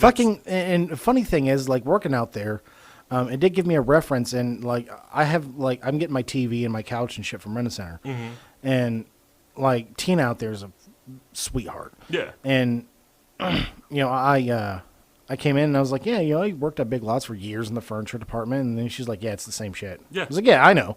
yeah, So I know what I'm buying. right. And she goes, are you looking for a job by any chance? I went, what's the hourly rate? Like, because I'm motivated by money. I always have been. And she goes, well, I think the starting here is $10.50. I looked at her and just kind of chuckled, and I went, no. You're right.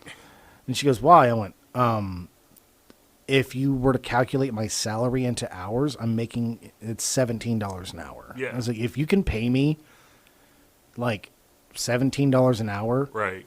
and keep me at 50 hours with Right. that 10 hours of overtime and benefits right off the rip, I'll be here. Right. So I'll be the best damn salesman, mover, assembler, whatever you want that you've ever fucking had. Mm-hmm.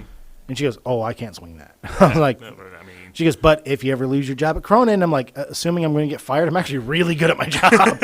like if they fire me, they lose a couple $100,000 in fucking profit. Like they know better. and see, and that's what a lot of places hate, especially like once I left Big Lots, I worked a couple other jobs, and I learned my value. Like $18 is the lowest. Oh, yeah. I'd be willing to and that's me humbling myself, because fuck it, college educated.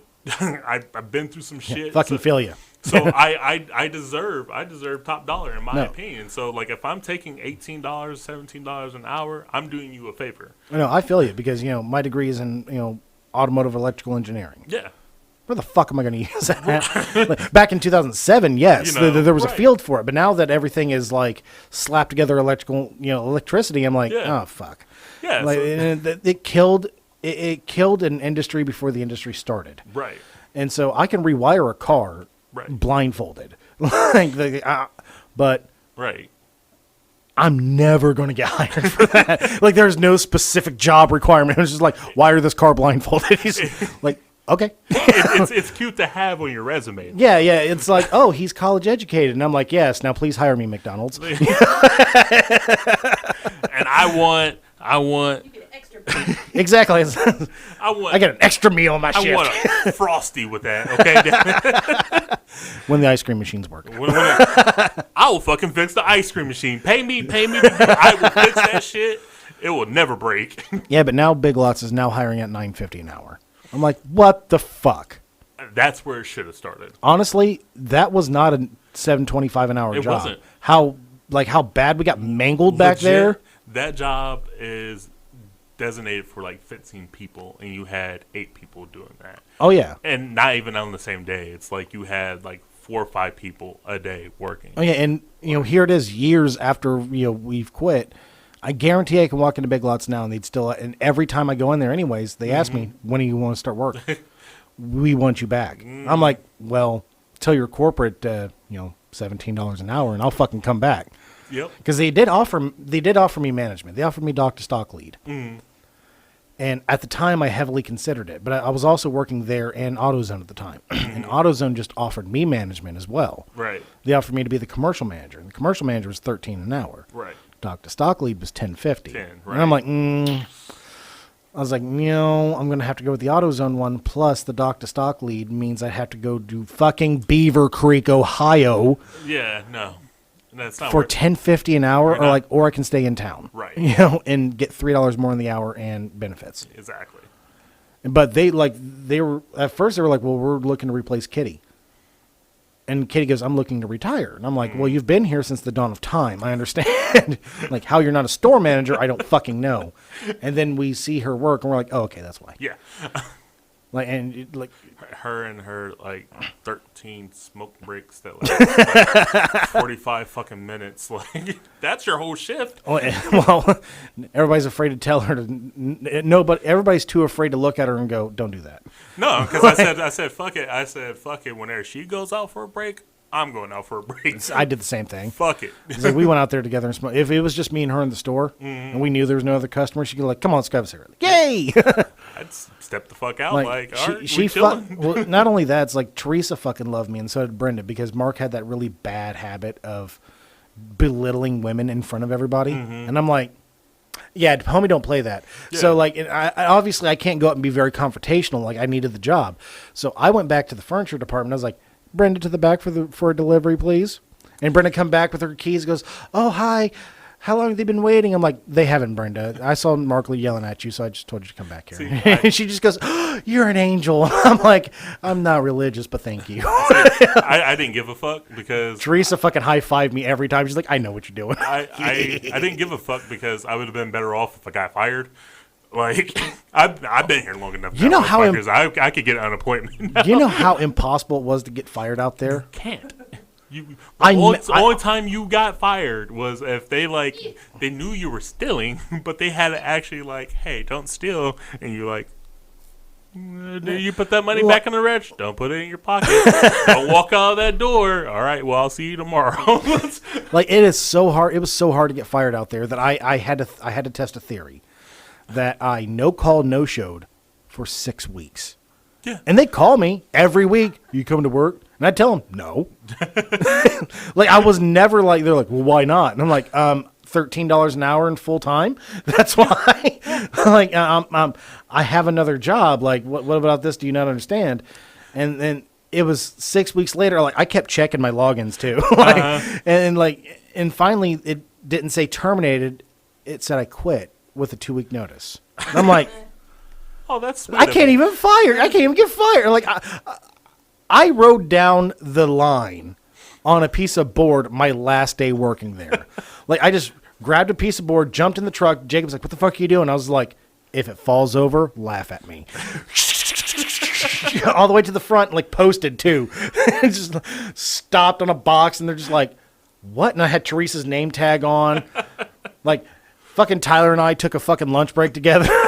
And, Bonnie was pissed about that one. She's just like, you two are not supposed to take a lunch break together. You know the rules. I'm just like, Bonnie, are you going to fire me? I have an hour left on my shift. She's just, well, get up to the register. I went, you're going to regret that. Like, I started handing shit out for free. Like, I was trying to get fired on my last day. I literally broke every rule besides theft. And they were just like, we're going to miss you. Bye. And I'm like, are you fucking kidding me? I would purposely like I turned shopping carts upside down in the parking lot and shit. I would purposely like Because you know the rule, like they had to ask you for your Big Lots card, otherwise you get a free drink or whatever. Yeah. And I just like purposely like, all right, check it out, and then I just like they would just try to hand me their card. I was like, oh, look, I forgot to ask you for your card. You get yourself a free soda. Go ahead. It was like, but I haven't. No, I don't know. No, take the damn Like, no, like, there was a little old lady that came through. I know this is so cliche, but she was going through her fucking coin purse trying to pay for a blanket and, like, ones and change. And it was like I said last day. I Right. just looked at her and was like, ma'am, just take it. Right. It's like a $35 blanket. And I'm like, just take it. Take it. Yeah. She goes, are you sure? I was like, you can't return it, but you can take it. And she just goes, are you a manager? I went, not today. Well, it said Teresa, furniture manager on my fucking, I was wearing her name tag. I was like, today I am. Just go ahead and take it. She goes, okay. And she just walked out with it. And there's fucking Brenda. She goes, did she pay for that? And I looked at Brenda and went, nah. She didn't have enough money. I just told her to take it. She goes, well, that's what the Lord would have done. I'm like, Brenda, how am I not fired? Like, are you praying for me? Is this working? This is the same lady. When I Yeah, started, don't bother the help. I'm like, Brenda, you can't say that.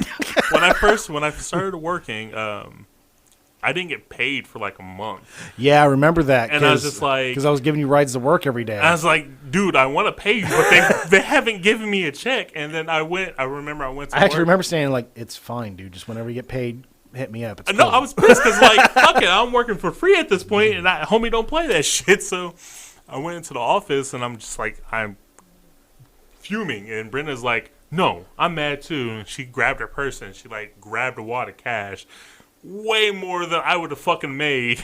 Oh, yeah. And like there had to be at least like 400 or 500 there. Oh, yeah. She's just like, here, take this. It's Brenda's actually loaded. like, no, I can't take this. She's like, you're going to take this money. I was like, no, I can't. She's like, take it. I was like, Man, fuck.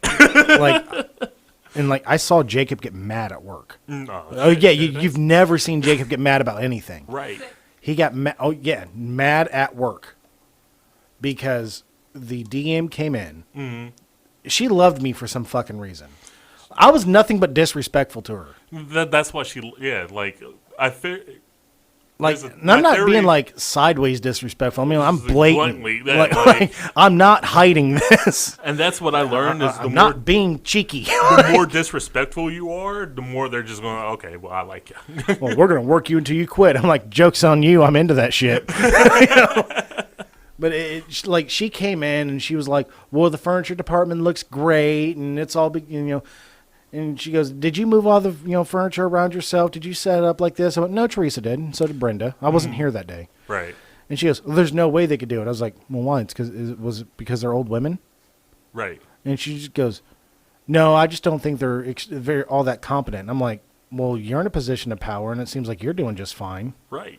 And she just looked at me and she goes, you're right. And I'm like, I just told you were incompetent at your own job. I called you a fucking idiot to your face, and you just took it and like. Well, she also witnessed a couple customers scream their heads off at me because Chris Ann, surprise, fucked their order up. And so I'm like, and they're screaming at me, and I'm just sitting there taking it because they forget that I had, I'm a 15. At that point in time, I had 12 years retail experience and customer service. I'm a Marine about getting yelled at. Plus, 10 of those years was here in this very building, Right. ran by them. So, yeah. so I get yelled at. So I'm just like, okay. Once they were done yelling, I went, can you take a breath for me? I'm not the one who did your order. And they went, oh. I went, Yeah. okay, we let's go. start from the beginning. What's your name? What's your number? Let's go through this. Mm-hmm. And then I flipped the little catalog open, showed them what they ordered, what their, everything was. And they went, oh. So what do you mean it's not here yet? And I went, it's in transit. It's probably going to be here in about 2 weeks. Yeah. I said, what is your order number? So they gave me their order number. It's fucking layaway. It's nothing like they paid for it and they have it or they're here to pick it up. It's fucking layaway. And they had like $3,000 left to pay on it. And I'm like, You can't get this shit anyways. I'm like, you don't keep it in stock? I went, if I walk you to our back room right now, you'll notice that we keep beds in stock. That's about fucking that's it. Like some sofas, some recliners. I said, but if we keep everybody's shit in stock, we wouldn't have room in the store. Yeah. This whole store would just be furniture. Yeah, All you furniture. understand that. And they went, oh, we didn't think of that. And I'm like, did you think you're the only ones with layaway? Right. Like, what the fuck? And like, I looked, I was like, did you think you were the only ones with layaway, or what was the problem there? Like, Right. And then and I said, well, what's up with the cranial rectal inversion? Like what's going on? And I did say cranial rectal inversion too. They didn't get it. I was like, head up ass.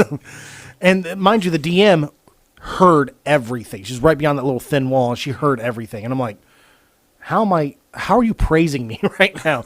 Like, I hope you know that I show up late constantly. I have a bad attitude about being here. I don't want to do shit, and I tell people the fucking truth. Yeah. Like, I'm the worst employee that you've ever had. I clock in, do the minimum, clock out. Yeah, because you see me. minimum effort for minimum pay, and I've told her that. Yep. And she just like, well, I understand that. And then she yelled at Brenda because I was getting yelled at and Brenda wasn't there helping me. I'm like, okay, for one, Brenda was in the office making the fucking schedule because the computer scheduled me for 67 hours. So she was fixing that little faux fucking paw. No, you work those hours. I wanted to. They were beautiful hours too. Just- All furniture, then into the shit, into the yeah, into the. Well, I'm reading. I have a story that I read for Creepside here, and like I have another channel that's on this podcast that I read scary stories. I narrate them, and these are the runs that I wrote. And at the very last three words, shit. And so I was looking at it, I was like, end of the shit. And I was like, oh, read fucking no, okay, but no, end of the shit. Like, it did it again. God damn it! End of the fucking weekly shift was a 3 a.m. to 6 a.m. stocking. I'm like, abso-fucking-lutely, I love this schedule. Right. But it was 67 fucking hours, so she had to go back and change that shit. And I'm like, okay, fair enough. Because we joked about, we was like, look, we're just going to stay. We're just there. We have beds here. We have beds and food. Like, there's a microwave in the break room. Yeah. We're good. We'll crash here. Because we, if I'm not mistaken, we worked a shift together where we went in at noon and we closed. And then we had to go around, turn back around and be there at like 2 o'clock in the morning. Yeah. For like, and we just said, fuck it. We're just going to stay up. Yeah, I think you actually came to my apartment and it was like, yeah, we're just going to stay up for like the 3 hours we're not going to be at work. Yeah, and just we went back and then we got off at like noon again. It was just like, Yeah, and Kitty that. and Kitty was pissed because when we showed up, like she's like, "You boys look tired," and we told her like, "Hey, this is what happened." this she is just the schedule. Like, she just goes, "What the fuck?" right. Like she was, "What? You can't do that." And I'm like, Well, they did. "Well, I'm here. They did that. They did that, and here I am." You know, and so she went back and she started. I mean, she was like calling Brenda names and shit. Like, "You're Damn. fucking incompetent. You should have been retired a long time ago." Then she said the one thing that I didn't hear, but Jacob heard. Like, "No wonder you have custody of your grandkids because you fucked up with the first ones and Damn. slammed the door." And I'm like, "I'm gonna kill that bitch." Yeah. Like, I'm going to jail tonight. And like, because that's Jacob came fucked out up. red faced, and I'm like, I've never seen you angry. This is weird. I don't Yeah. like that. Go back to Happy Jacob. I don't like this. And he told me what they said, and I'm like, Jacob, I love you. You're non-confrontational. I get this, but this is why I'm the yin to your yang. I'll be right back. You know, walked up, I was like, Brenda, what's wrong? And she just goes, oh, nothing, dear. And I'm like, you are everybody's sweetest grandmother. Oh my God. I'm going to go hunt this bitch. And she was already gone by that time. Right. Because I walked to the front and Tina's, of course, Tina's cashier. And she just looked and goes, what are you doing? She goes, are you on break? I went, no, where'd the DM go? And she goes, oh, she's already left. I went, that cunt. She just, whoa. I'm like, okay, you've worked with me for like 2 years and you didn't know I said cunt frequently? Like, motherfucker, I'm Australian in this bitch. Cutting's like adding fucking lemon to your water. It's like, zesty. Delicious. They're just word enhancers at this point. Very refreshing. So, I was so mad that the next time she came in, Mark was there. And I just put my 2 weeks in. I mean, I just signed it in. And I'm like, okay, I'm going to see how much shit I can do in 2 weeks. Like, of course I amped. I turned to 11 on my last day, but like those 2 weeks, oh man, they scheduled me like full for this past 2. Like, we're going to work you as much as we can. I'm like, you're going to regret that. Right. Because they're like, we're going to put you as nothing but floor and cashier. I was like, you think that? I'm not going to do that. Because you're putting like Tina in furniture who hates furniture, and I'm going to walk up to Tina and go, trade me. She's going, we'll switch. And guess what's going to happen? We're going to trade. Yeah. And that DM finally came in. I was like 4 or 5. It was the day I actually put in my 2 weeks and was clocked in. Yeah. And she came in. She goes, well, she said, howdy, David. And I looked at her and went, don't call me that. And she goes, what? And I was like, don't call me David. Call me DJ. She goes, well, that's not your name. I went, it's a surname, so yes, it is. Yeah. And she just looked at me and walked away, and I'm like, oh, I'm going to make your life a living hell while you're here. So I started taking products and moving them to, like, the shelf next to it. And, like, when she walked up, like, what are you doing? I'm like, oh, I'm moving product over here. And she goes, why? And I'm like, because that shelf was empty. It was all, like, innocent shit. And she just, well, you got to put it back to the planogram. I was like, well, I don't have access to the planogram, so I don't know what it is. And plus, I just kept like the logic throwing out of her. All I was told to do was she was mad when she left. Make sure there was no empty spaces on the shelves. Yep. So like, it's funny because the lovely Sam at the end of the table was, I was told that was women's work. Like, this is why I married. Like, almost like if I would have thought about it, I would have like, this is women's work. I can't be doing this. Excuse me, while I sit in the back with a cup of brandy and a cigar. It's funny because like I rule the world. I'm a straight white male. before I left, like it was like right after I healed from the whole car on my foot. Yeah, they asked why that took so long, and I'm like, because I had a fucking crushed screw in my foot because a fucking water skid set on my foot. Like, let me hit your foot with a ball peen hammer. Like, as hard as I can. Just come down on that shit. And because anything that happened with you, they asked me directly. And I'm like, why don't you? He has a phone. Ask me. I'll tell you. I told them everything that was going on. Like, I showed them, like, shit that I really didn't have to. Like, here's an x-ray. I have crushed shit. Like, have you ever broken a bone in your life? Oh, yeah. Well, this. I don't have broken bones. I have broken metal floating around in my foot. See, like Brenda's like, oh, just tell him I'm praying for him, honey. And then there's Bonnie like, he isn't that hurt. I'm like, Bonnie, I could get you on so many sexual harassment charges. Shut the hell up. Exactly.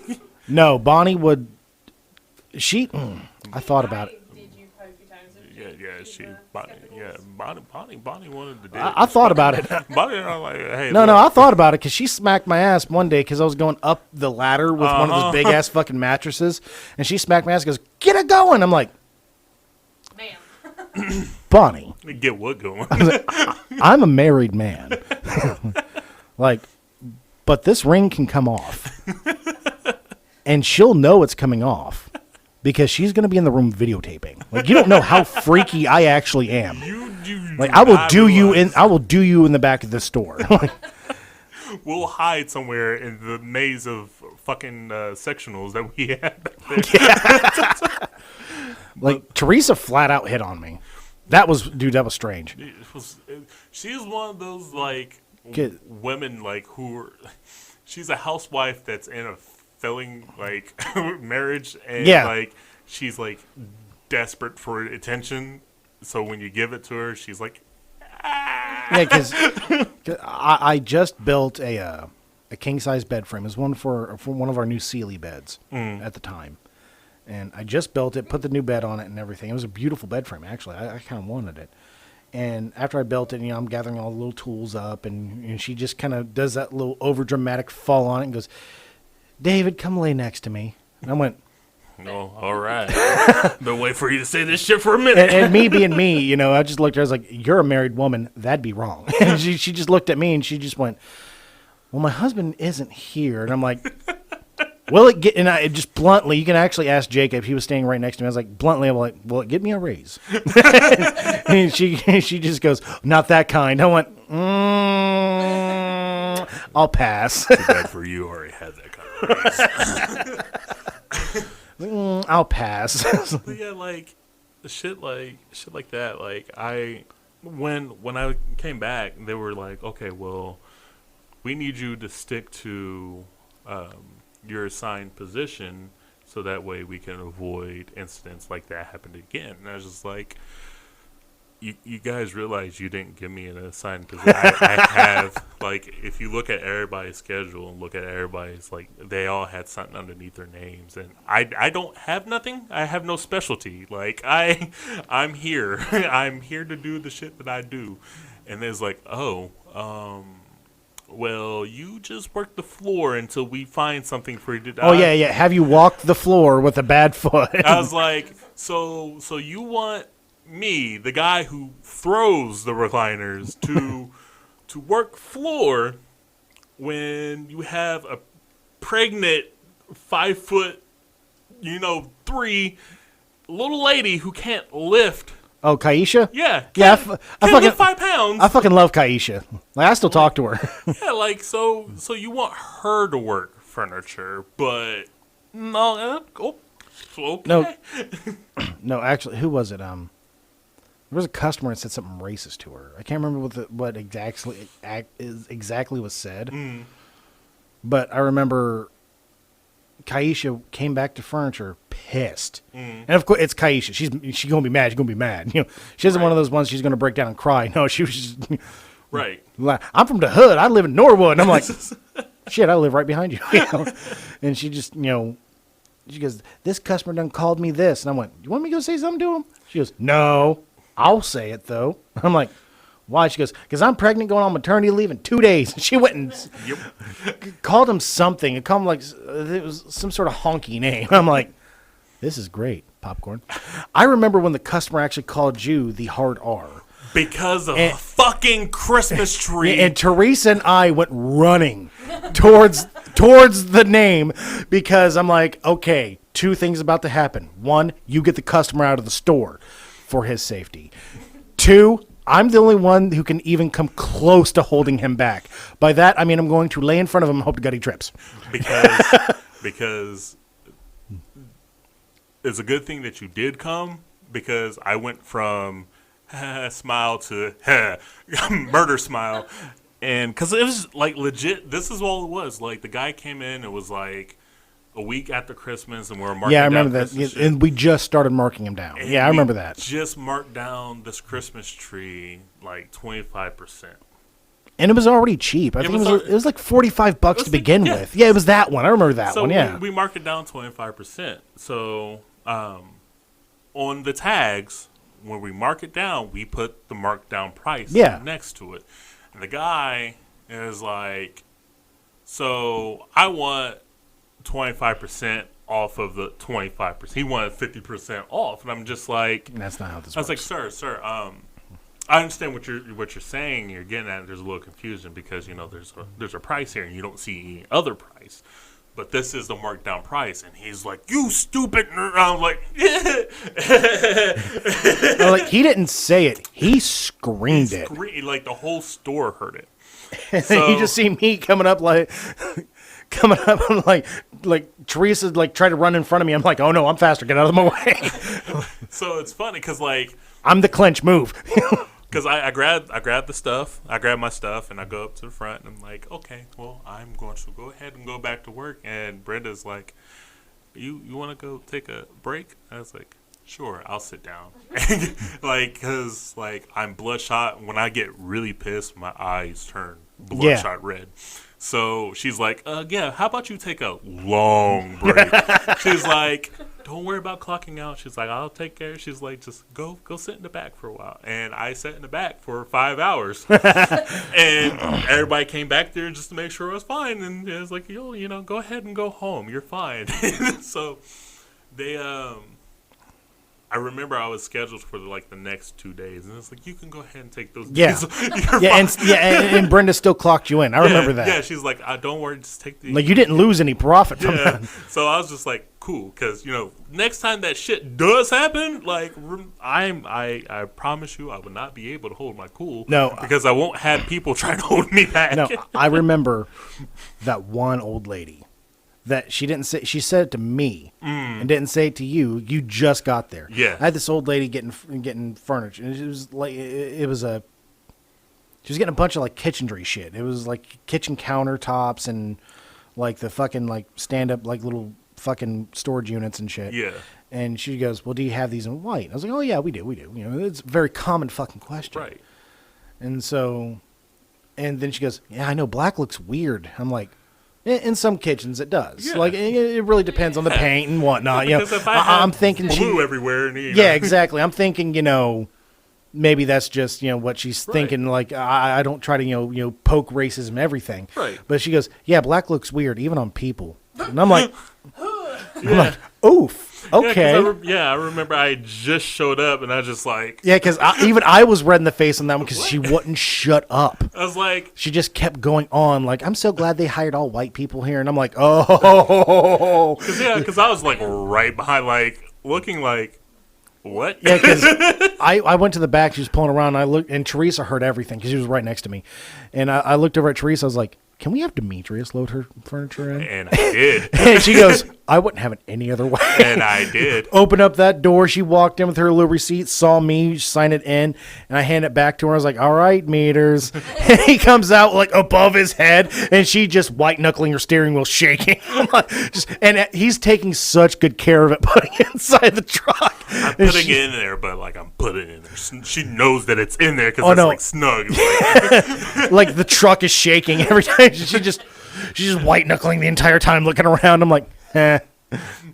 Like, and I'm just standing at the dock, just smiling at her. I was like, "Oh yeah. Like, who's scared now?" Because and I love those customers. Just like, "Yeah, you help. Thank you for helping me load it. You help me unload it." I'm like, $50, I will. yeah. One guy actually paid me. Really? I'm being dead serious. I told him, "It's like $50. I'll help you load into your house." And he goes, "What time you get off?" I was like, "In an hour." He goes, "Well, meet me at this address in an hour." And I'm like, I'm going to get killed. That's how serial killer over you. But I got $50 out of it. It's like, season me. I'm very bland. Like, you better use some Tony Satries or something on me, all right? Get some of that good old Creole season on me. There's not enough lotion in the world. So he actually, I ended up helping him load a sofa into his house. And he handed me $50. I tried to hand it back. I was like, "Dude, I was just fucking with you." Like, Right. You could have just asked nicely. I would have helped. And he's like, "Oh, no, you came all the way out here." He's like, and I'm like, "Well, thank you. That's half my paycheck." He's like, Right. "Seriously?" Yeah. He goes, "Why don't you start your own moving company?" I went, "Because that requires manual labor, and I'm a lazy fuck." Like, you're lucky I loaded into your truck. I almost hand you a dolly, and there you go. Have fun. And the rule, you can't tie shit to people's hoods. Oh my, Yeah. how much shit I've tied to people's hoods. But we gave them like shitty like twine for tie down. Like, here you Dude, go. that twine, if you remember, that twine was stronger than it looked. It was like indestructible. Like, Oh my God. you can pull it apart to snap it, but like once you tie something down with it, it's not going nowhere. No, I remember we had to cut it off my old truck. Yeah. Because whenever I got all that furniture, you helped me load it into the house. I remember that because you scared my neighbors by carrying my dresser by yourself into the trash can, and they just and like shut the doors and shit. And I'm like, I love living in a subsidiary. Because I get shit done. I loaded that. I actually remember when I bought that brand new Broyhill couch. Yeah. I fucking loved that sectional. I loved was everything. great. It was beautiful, and it was huge. And I remember all of us sat on it, and it was just so fucking comfy. Oh man. I missed that so much. And then Nick moved in and pissed on my sectional. It was the night of the Halloween party. Oh my God. It was a Halloween party. It was the first night. It was the first season of the Haunt. That would do it. And we were getting lit. Like, we were Right. partying hard, like a whole casket filled with booze, and The first time I've ever been tipsy. yeah, like Like- we got you. Like, yeah. Like, I wasn't even drunk. I was pissed. Like, It was because every time I'd go to drink something, somebody some- pulled me to the other some side, shit would happen, then pulled yeah. me over here, then pulled me over there, and I'm like, fuck, I know I own the bitch, but damn. Right. And like, and it was Zach Hawley. He was just like, "Oh, you're a beer enthusiast." I was like, "No, I'm just a man." And he's like, "Well, what kind of beer do you like to drink?" I was like, "It's called Guinness Black Lager." And he goes, "I've never had that." And he goes to try to, I was like, "It's not a screw top." Yeah, Zach. so you're gonna. Yeah, cut your hands up. It's like, it's imported. So I put it on the edge of a table, And smacked the smacked it, beer, smacked it. Here you go. He took a drink of it and goes, "Oh my God." And I went, "It's good, right?" And he just goes, "Are you sure that's beer?" I was like, "Oh yeah." And then I drank an entire one, looking him in the eye, and I put it down. I was like, "Good beer, huh?" This is how beer tastes. And he just goes, "Oh," and he didn't want to put it down. Like he had to, and it was painful to watch because if anybody's out there isn't familiar with Guinness Black Lager, it's so dark you can't see through it. It feels like you're drinking bread. Yeah, it is. And it's delicious. It's so good. And like, man, and here I am, like a recovering alcoholic, like legitimately, and I have my 2-year chip and everything. I'm talking about Guinness Black Lager. I'm like, man, I should go out and get a 6-pack. And I'm like, no, no, don't do that. You know, last time you did that, you tried to jump off a bridge. Not fun. But it was one of those. It was just one of those. Like he's one of those like IPS, like fresh brewed, like microbrewed, which that's Very fine. hipsterish Yeah, very type hipster beer, yeah. type beer, and it's really some of it's really good. Fine, yeah. You know, it's really good. So I don't bash him at all. But he's had that painful look in his eyes. Right. And Guinness Black Lager is very high in alcohol content. It's like 15% alcohol. It's like they poured the darkest beer they could, then put a shot of vodka in it, shook that motherfucker up, and went, "Hi, the Americans are like that." Like, "Oh, the Americans are like that. That's our baby beer." Let it sit in the barrel for like 3 years and then scrape the shit off the bottom and put it in a jar. There you go. And he was just struggling. He finally finished. He goes, "That was rough." I'm like, and I'm on like my third one. I'm like looking. I'm like, Meanwhile, "Tell me how rough it was." I'm over there drinking half a casket full of alcohol. Just And there's Joey and I not losing in beer pong. I remember because we played you in beer pong, and I was like, "Nick, you're already fucking drunk. I'll take your shots if you shoot. And I'm good. I'll take all the shots for us." There's Joey and I dancing and making shots just back and forth, like we're fucking a shitty version of Key and Play. I was Kid and Play. Sorry, I just mixed Key and Peele and Kid and Play. It's the same thing. Sorry, one light skin, one slightly darker skin. Yeah. You know. But like I was cool with it because I was like, look, I can handle my liquor. I can tank this shit. I'm good. And like I remember, like you clean swept us. Like we had none. Like, so I'm just like, fuck it. I'm feeling fine. And he's all like Mortal Kombat wobbly over there. I'm just like, you didn't drink shit. Like he was gone drunk, and then I remember I had to leave the party early. Yeah. Actually, not early. It was like 5 o'clock in the morning when I left. Yeah. But I left. I was like, all right, I trust everybody here not to burn this bitch down. So I left, and some shit happened after I left. And I remember waking up the next morning, coming downstairs, and Nick didn't tell me that he had pissed on one part of the sofa because he was so drunk, and then laid on the other part. So what did I do? You know, November 1st, after a whole night of drinking and not getting drunk. So I went in, turned on my TV. I was like, I'm going to watch me a show.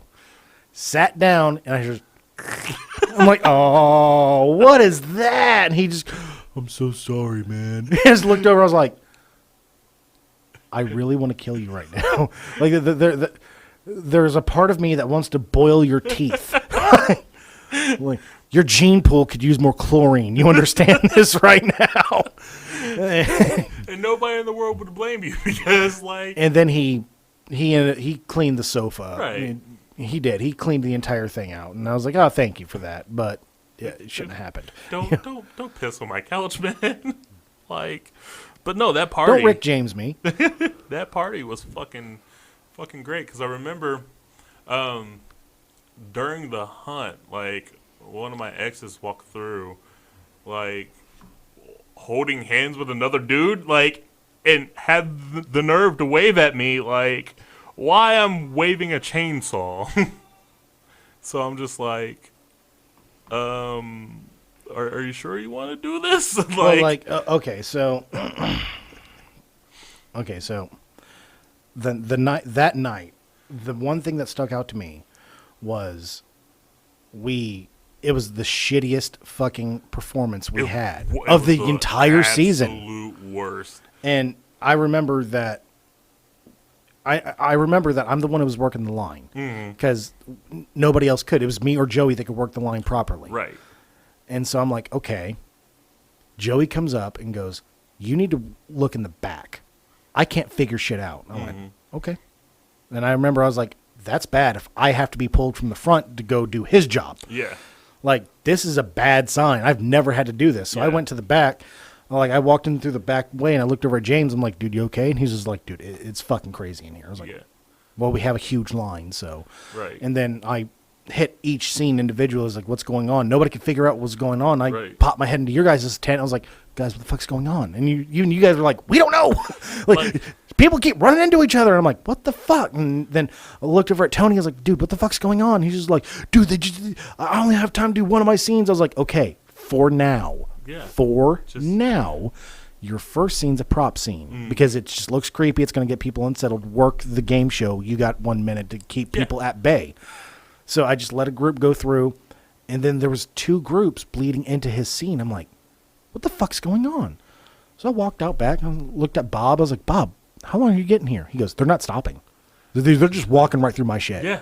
I went, are you fucking serious? So I went to the other scene in the back where Alec and Vinny was, and they went, yeah, they're not even coming through. I was like, why not? He goes, we can't get the chainsaw started. I was like, okay, so do you have machetes or bats or what? Make loud noise. Be scary. Yeah, like, get some trash can lids. Bang, bang. Boogity, boogity, boogity.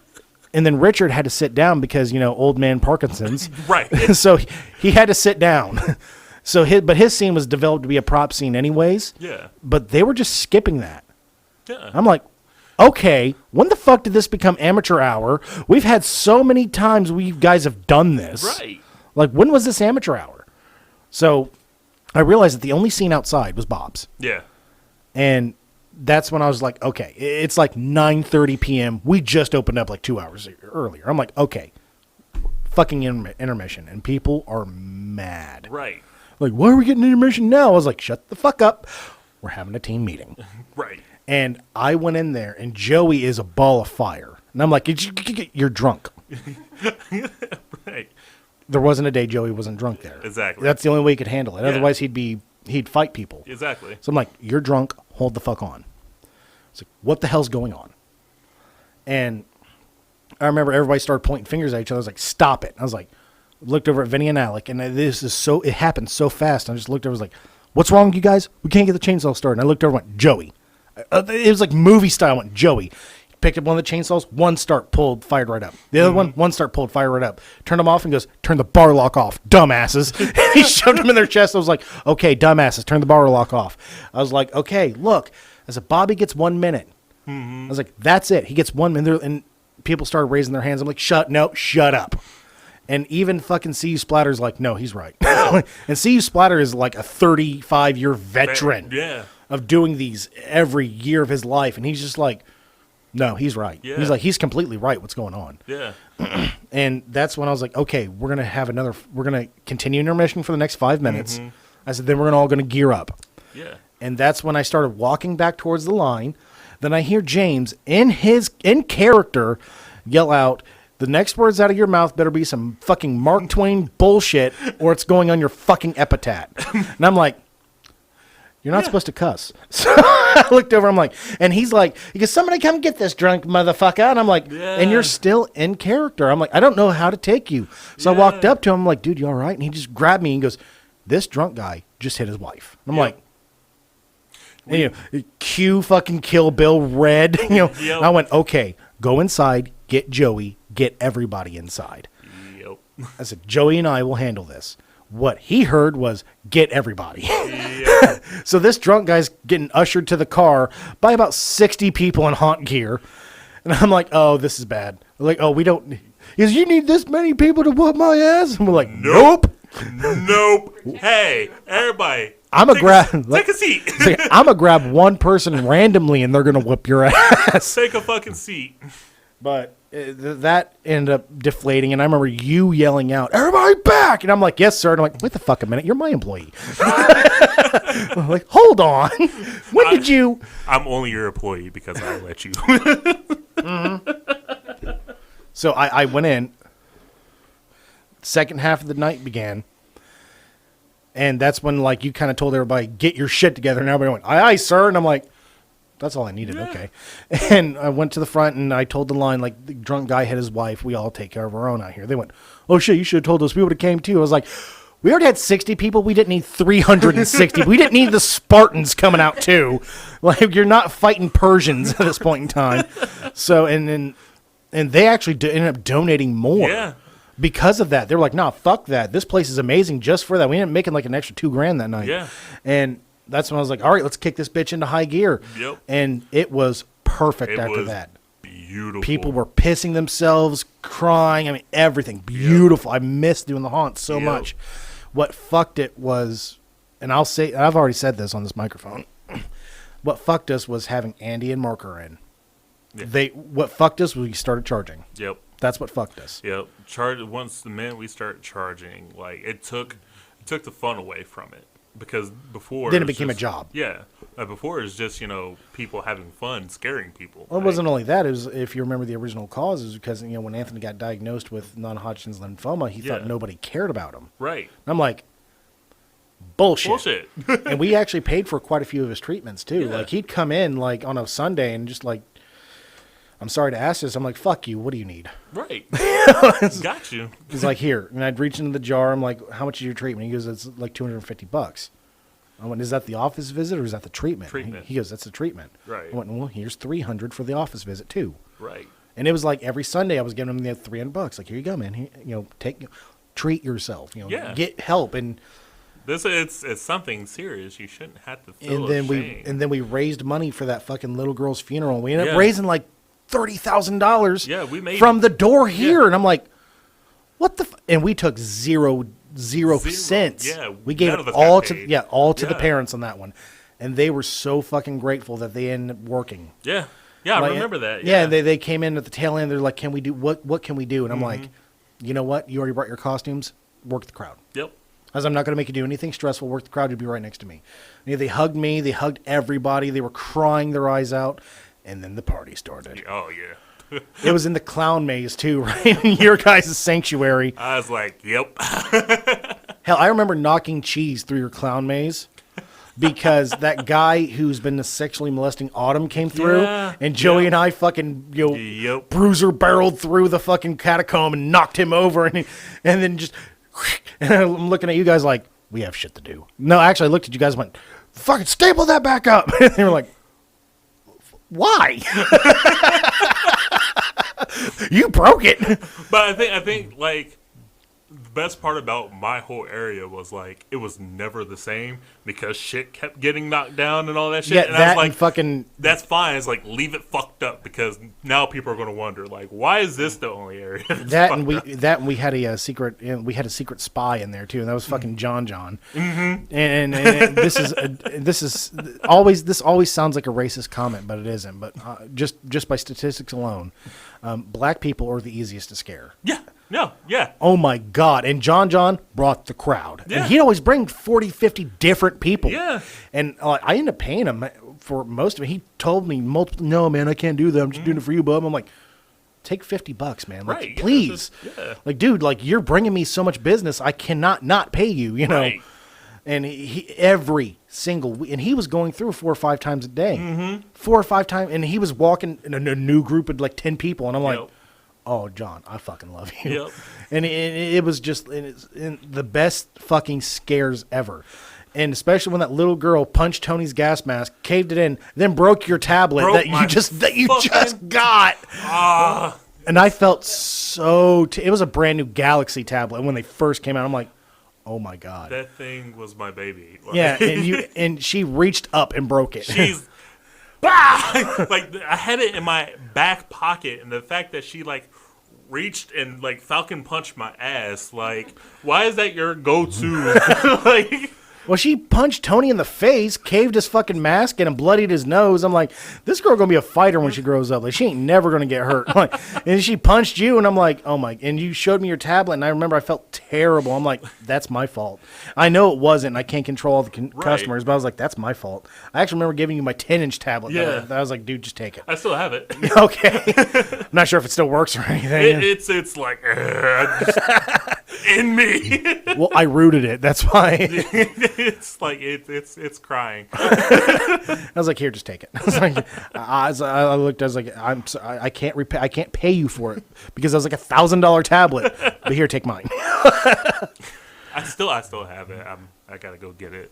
But it was just one of those like I think that was my favorite part of the story. Was the favorite part of the haunt was a lot of people came to see you. Yeah. Because, huge stature, fucking clown. Because if I'm mistaken, like, I wasn't even supposed to be a clown. I was supposed to be outside. I was supposed to work, like, the outside. Yeah. But I remember I came, and we had a whole bunch of costumes and shit laying on the floor. And you just randomly put on a clown outfit. Put on the clown outfit, and I was just, like, start caking up my face. And it was like, fuck it, you're a clown. I was like, well, nobody's going to say no.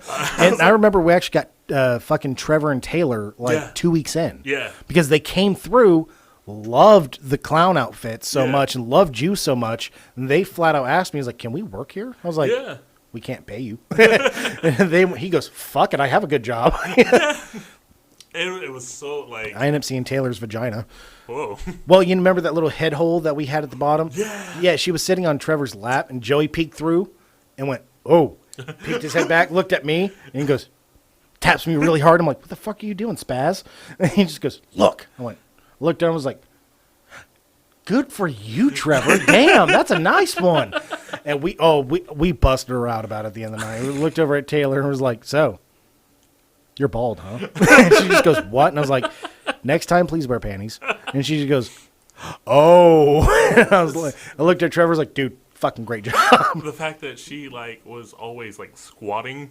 Like, yeah. So she was always squatting, and, like, there was always, like, I just, like, eyes forward, Captain, and, but no, like, it's shit, like, it was so, like, I just, on the fly, I just came up with this just crazy-ass fucking gimmick, like, it wasn't like, I'm just a psychopath clown, ooh, tickle, tickle, tickle, no, it's just like, Gucci, goo, bitch. Like, I went into, like, full clown mode, like, and it was great, and I remember one of the best gags that I had, I always had, like, this crazy, like, rhyme spiel that I had going on, and I had, like, this random, chest in my area, the hunt, and I threw in a strobe light. So I remember at the end of it, I'm just like, oh, okay, well, they're done, scared them enough. I pop up the chest, and I'm throwing out, like, mannequin limbs and giant fucking, like, inflatable hammers. And I was like, this is what I'm looking for. And I just ripped this chainsaw out and just started swinging her there. Everybody's like, oh, shit. And I remember this girl, she just, like, full-on shit her pants. Yep, I remember like, that. She shit in the maze. And I remember we had to clean that. She stopped and just like just like, oh, no. You know how I remember that? Because when you guys told me that, I was the only person that cleaned up the human shit in the maze. I scared it out. I'm not about to touch this. Because everybody's like, well, I ain't touching that. I was like, somebody says, like, I ain't cleaning that up. I was like, yeah, you dumped the bucket. Because, I had a rule that the old toilet, because I redid the bathroom. Right, yeah. Yeah, I completely redone the bathroom just recently. And the old toilet we had in there was done. Like, it was already leaking done. Like, it was like 30 years old at that point. Right. So, and you had to turn the water on to use it. You can't put toilet paper in there because it was just old. It couldn't handle the load. Right. And I told everybody, if you're going to use it, you got to turn the water on and throw away the toilet paper in the trash can. Mm-hmm. And nobody listened to me. And again, getting so clogged that we had to call a plumber to come fix it. Mm-hmm. Well, at that point in time, they got so pissed off about that because you would. Yeah. And they shut the water off. Yeah. Completely. Like, they just cut the power. Yeah. And I was like, everybody's like, where are we going to go use the bathroom at? And I went, okay, 5-gallon bucket, foam noodle. Yep. I was like, that's your bathroom. Yep. Oh, that's I'm like, I was like, hold on. I'm like, stop. If somebody were to admit that they broke the toilet, like, we could move past this. I said, but until somebody admits to it, that's what they get. Yep. And nobody admitted to it. And I was like, y'all like foam noodles and buckets. and we had to assign somebody to go dump it every day. Every day at the end, go dump it. Yep. And it was Nick Buck was the one. And actually, I remember I actually told the story today to my buddy Jordan. Mm. Well, he's my driver, fucking Jordan Spicer. Okay. He's my driver. And I was like, the only time that anybody's ever been actually brave enough to say anything to you was the smallest, weakest of our friend circle. And I'm so glad he's not part of it anymore. Yeah. Because he's just a trash person. Very. And I remember I woke up to a text, you saying, I see Nick, I kill Nick. Yep. And I'm like, I remember. I think I took a screenshot of it just, so Yeah, that and- way I was like, just in case anybody has any question why he's dead. And I just went, huh, okay, I'll bite. Why? And you told me, and I read the post. I'm like, oh, he's dead. Yeah. Just dropping N-bombs. I'm like, oh, he's dead. Oh, he's fucking dead. Like, And I might beat his ass. I Damn. gave him the benefit, like I do with most people. I gave him benefit of doubt, and I tried to correct you. I'm just like, look, this is wrong. Stop saying it. Like it's offensive to me, and I'm not the person to offend. So like I tried to do that, and he's like, nah, you're wrong. You're wrong. Like, look here, early Kyler. All right.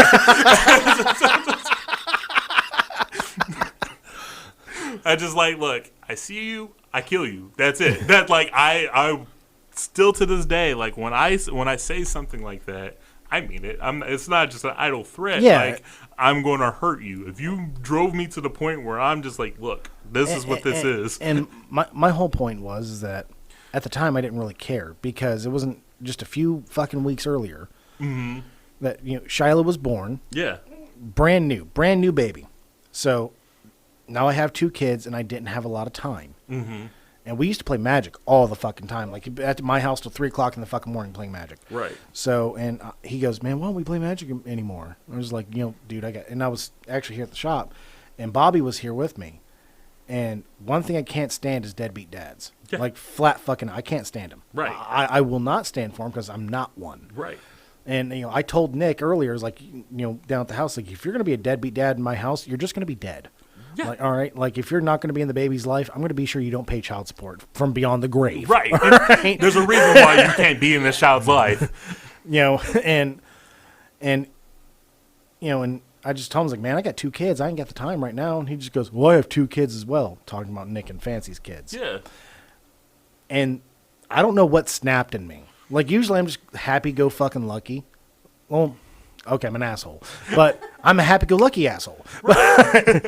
And so I was just thinking, I was like, man, usually, like, nowadays, like, since I, went to therapy and got, matured up and whatnot and, completely changed my life, like, if you would have said to me now, I would have been like, oh, okay, whatever. I'm just going to let it roll off my back. Right. But then I snapped and I looked at him. I was like, you have fucking 3 kids if you want to get technical. One that you don't see despite her calling you, reaching out to you every day. And you blow her off because you want to go fishing. Mm-hmm. How about taking her with you?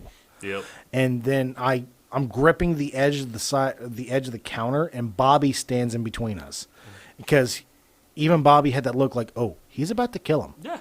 And Bobby stood in between and goes, Bob, you all right? I'm like, okay, Bobby, I love you. I was like, okay, Bob's there, can't be mad. And I'm thinking to myself, I was like, he's on my property. I can just beat the shit out of him for that statement. Yep. And I was going to, like, I was fully fledged, like, yeah, I'm hurting him. Yeah. That statement right there pissed me off, because I've seen his daughter beg for time for her. Yeah, and that's beyond, like, trash doesn't even, like, go to start to describe that kind of a Oh, no. human. Like, that's like, because there's people, like, and I know everybody heard it, there's people that be, but there's people that can't have fucking kids. And, Yeah, and like, I know people, quite a few of them. and people who, like, cry and like would do anything just to have a child. And when you have motherfuckers that would just, well, fuck it, And there's a difference. Like, if he would have just manned up and said, Yeah. all right, look, I can't take care of her. Yeah. Like, you know what?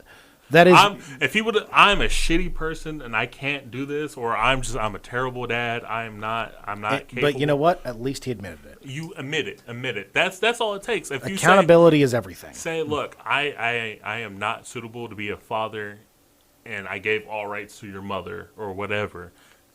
That's that. Like, And you know what? And I've been, hanging out with Joey a lot more, and every time Brittany's over and I see her bring her daughter in, she calls her stepdad dad. Like, Right. she goes, that's my dad. yeah, She doesn't know Nick as her dad. Right. Because then he goes, well, she fucking keeps her from me. And I'm like, that child has used her mom's cell phone to call you. And I've witnessed, and it wasn't one of those. Yeah, it wasn't even one of those times that it was just happened once. Like, no, it was like every time I seen him, his daughter calls him and she's like, can we do something today? Can we go to the park? Can we do this? I remember and she was like 6 years old. I'm like, oh, I'm going to hurt you. He was like, dude, go hang it. And every time I was like, dude, go hang it with your daughter. Fuck me, go hang it with your daughter. I remember one time we were down at the bridge fishing, and was that the time you made a crawdad explode? Okay, so it deserved that. All right, it bit you. It locked on, and I'm just like, let go, and just. But it let go though. Yeah, forever. But I remember he got a call, and he answered on accident, and it was her, and he was like, oh, I gotta go, and hung up, and then just went back to fishing. We was like, who was that? Oh, it was just the kid. I can't imagine.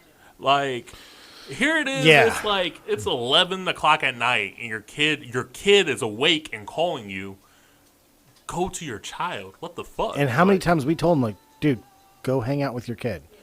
Go see your daughter. Yeah. Like Aiden, actually, when Demetrius first got up here, Aiden was blowing my phone up, just saying, "Dad, I want to hang out. Dad, I want to hang out. Dad, I want to hang out." And I'm like, you know what? All right. Come on. Yeah. Come on up here. I want you to run sound for me. Yeah. And then he got bored because running sound isn't as fucking glorious as it sounds. As kids do. He got bored. I was like, "Fuck it, play a game on my laptop." But and then but still, I'm like, I'm going to see you before. And he goes back to his mom's tomorrow. Right. And we split 50-50 custody. And actually, my divorce is finalized tomorrow. And it's nothing like we hate each other or anything. I mean, Right. okay, she might hate me, and that's fine if it makes her feel better. But I definitely don't hate her or anything. And we've just Right. been incredibly civil about this entire thing. Right. We understand that our dismay for each other is not to be implicated on the fucking children. Child, right. That should be. Because you're mature adults about it because And- you have children. And the kids are over at my house 90% of the time only because she has to work. And right. Candace watches the kids, and the kids look at Candace as a second mom. Right. I have Sophia, and it's just one of those. I have children. I spend time with them every single fucking day. There is a very rare day where I don't get to see them at all. Even so, I still try to talk to them. Yeah. I am their dad. Period. It's not hard to do. Yeah. It's Oh my God. It is one of the easiest things I've done in my life. It's called being a dad. It's kind of like being yourself, Around a small child. yeah. but being yourself with somebody else. Yeah. That's small. It's like, and they're in the question asking phase. Both of them are. Yeah. Like, of course, Aiden asking the more like sensitive questions as to like, why is racism around? And I'm like, I'm the wrong color to ask.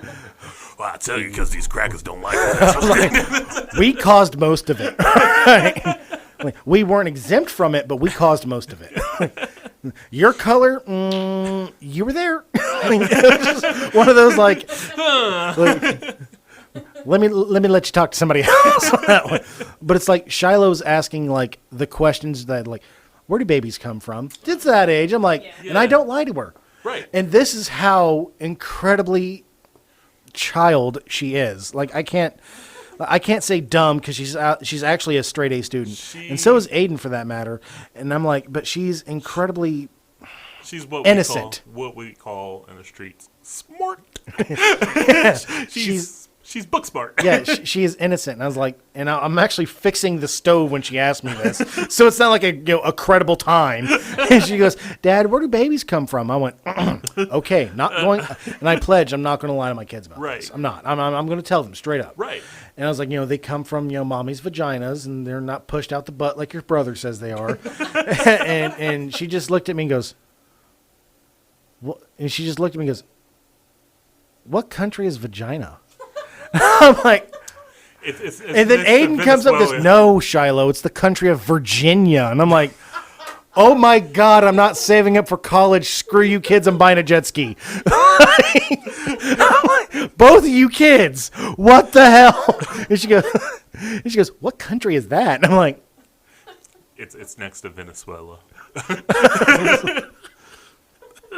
I'm just like, oh God, you're so innocent. Keep that. Yes, please. And like a little boy went to go give her a hug and a kiss at school, and, during the whole pandemic thing. So my daughter, being fantastically weird that she is, and I got this phone call. I'm used to getting phone calls for Aiden because Aiden's been getting into fights in school. But the last fight he got into, he fought a 15-year-old kid, and we've all known Aiden growing up, like. He'll fight you. He'll win. He'll find a way. He don't care. And this kid kept taking his backpack on the bus and calling him a retard. I'm like, okay. Yeah. See, you deserve that. Now, my boy's autistic and, ADHD and, he's on medication. I'm like, and he knows that word. And I'm like, okay, so something about to pop off. So Aiden took his laptop strap that goes around his... You can already see. Don't get ahead of me. I already know what the fuck is about to happen. He's sitting behind the kid, around the neck, puts his foot on the seat, and just leans. Yes. And just chokes this kid out for the remainder of the bus ride. And this kid's friend, nobody's helping him. They're like, no, fuck that. Like, you fight the serial killer. You brought that on yourself. And of course they called me. So I went into the office and I'm like, oh, here I am. Even my sperm's stupid. I fucking go in and they're just like, sir, you realize what your son's done. And I'm like, okay, what did that kid do to deserve it? And that fucking vice principal at Dennis is a thug. And she goes, oh, we pulled the tapes. And I'm like, did you know? Like, this kid was bullying your son. I was like, is the kid all right? And they said, well, he has a few bruises around his neck and he won't be messing with your son anymore. And he will be riding a different bus. I was like, is my son in trouble? They went, we have to punish him somehow. I went, how about a formal write-up? Yep. How about that? ISR. It was just a write-up. That was it. That's all he got. He just got a slap on the pee-pee. That's there you go. Don't do that. And I'm like, I looked over at Aiden and I'm like, man, my boy just won got his acquitted of attempted murder. Right. But Shiloh, being the fantastically little weird kid that she is, like third day into school, a little boy wanted to give her a hug and a kiss goodbye. And Shiloh don't play that. Oh, yeah. So Shiloh licks him on the face and goes, be gone, plague rat, and shoves him and runs away. And I'm like, that's my girl. And she goes, yeah, he's a plague rat. We can't. And I'm like, okay, during a pandemic, don't be licking your peers. Like, that's what I'm mad about. Like, the fact that she called him a plague rat and then licked him. Well, licked him first, then called him a plague rat, then shoved him away. And I'm like, she goes, Dad, I don't like boys. I'm like, no, I get it. Like, you're 6. That's a normal statement. Yeah, but I swear, I hope she comes out to me one day like, Dad, I'm a lesbian. I'm like, oh, so is you and your girlfriend gonna, We got it. Got it. It's like, oh, is you and your girlfriend gonna, join us for supper, or are you guys gonna eat out? I want you to be gay for a dad joke. I'm terrible. And this is the exact same reason why my kids will never come out to me, because it's just all jokes for days. Just No, I'm sorry, but if Aiden was gay and he came and was like, Dad, I got a boyfriend, I'm like, you can do better. What, you haven't looked at me like that? I'm offended that you don't like me. I'm pretty. No, it's things like that where it's just like, like, my fucking kids are so fantastically awesome. Like, they're unique. And then Shiloh flat out pointed at you early and goes, I do not remember him. I don't remember you. And I'm like, yes, you do. It's going to hit her later. She's like, oh, yeah, I remember him. He told me chairs were uncomfortable, so I cried for 3 fucking hours. Good God. They are. All right. So, I mean, I've never told a lie to a child. No, and like, of course, Aiden ran up like, meters, and gave you a hug. Aiden remembers you. And then there's Sophia that just looked at you and went, huh, neat. And then went back to being a baby. I'm just going to go ahead and close my eyes again and just, She's like, huh, neat. That's, like, I swear to God, that's all she said. Well, it is officially fucking tomorrow. Yeah. I'm going to go ahead and end this here, folks. Well, Well, thanks for having me. Oh, no. That's Thanks for being awesome. on this. This is like a 3.5-hour podcast. Holy, it's a special edition. It is a special edition. Well, I gotta cut a lot of audio out of it anyways for like a, hold on, pause, gotta go save a life. next time, once I get situated out there, we're going to have to figure out a way that I can call in and do. Oh, I already have a way. Oh, so. Oh, yeah, I'm good on that. I'm just going to call in and do a podcast through, Oh, yeah, easy. Yeah, we will do that because, like, I'm definitely, like, just special. This is a special occasion. Oh, man. absolutely. So, but expect to hear more from me. All right, guys, I will see you next time I post one of these.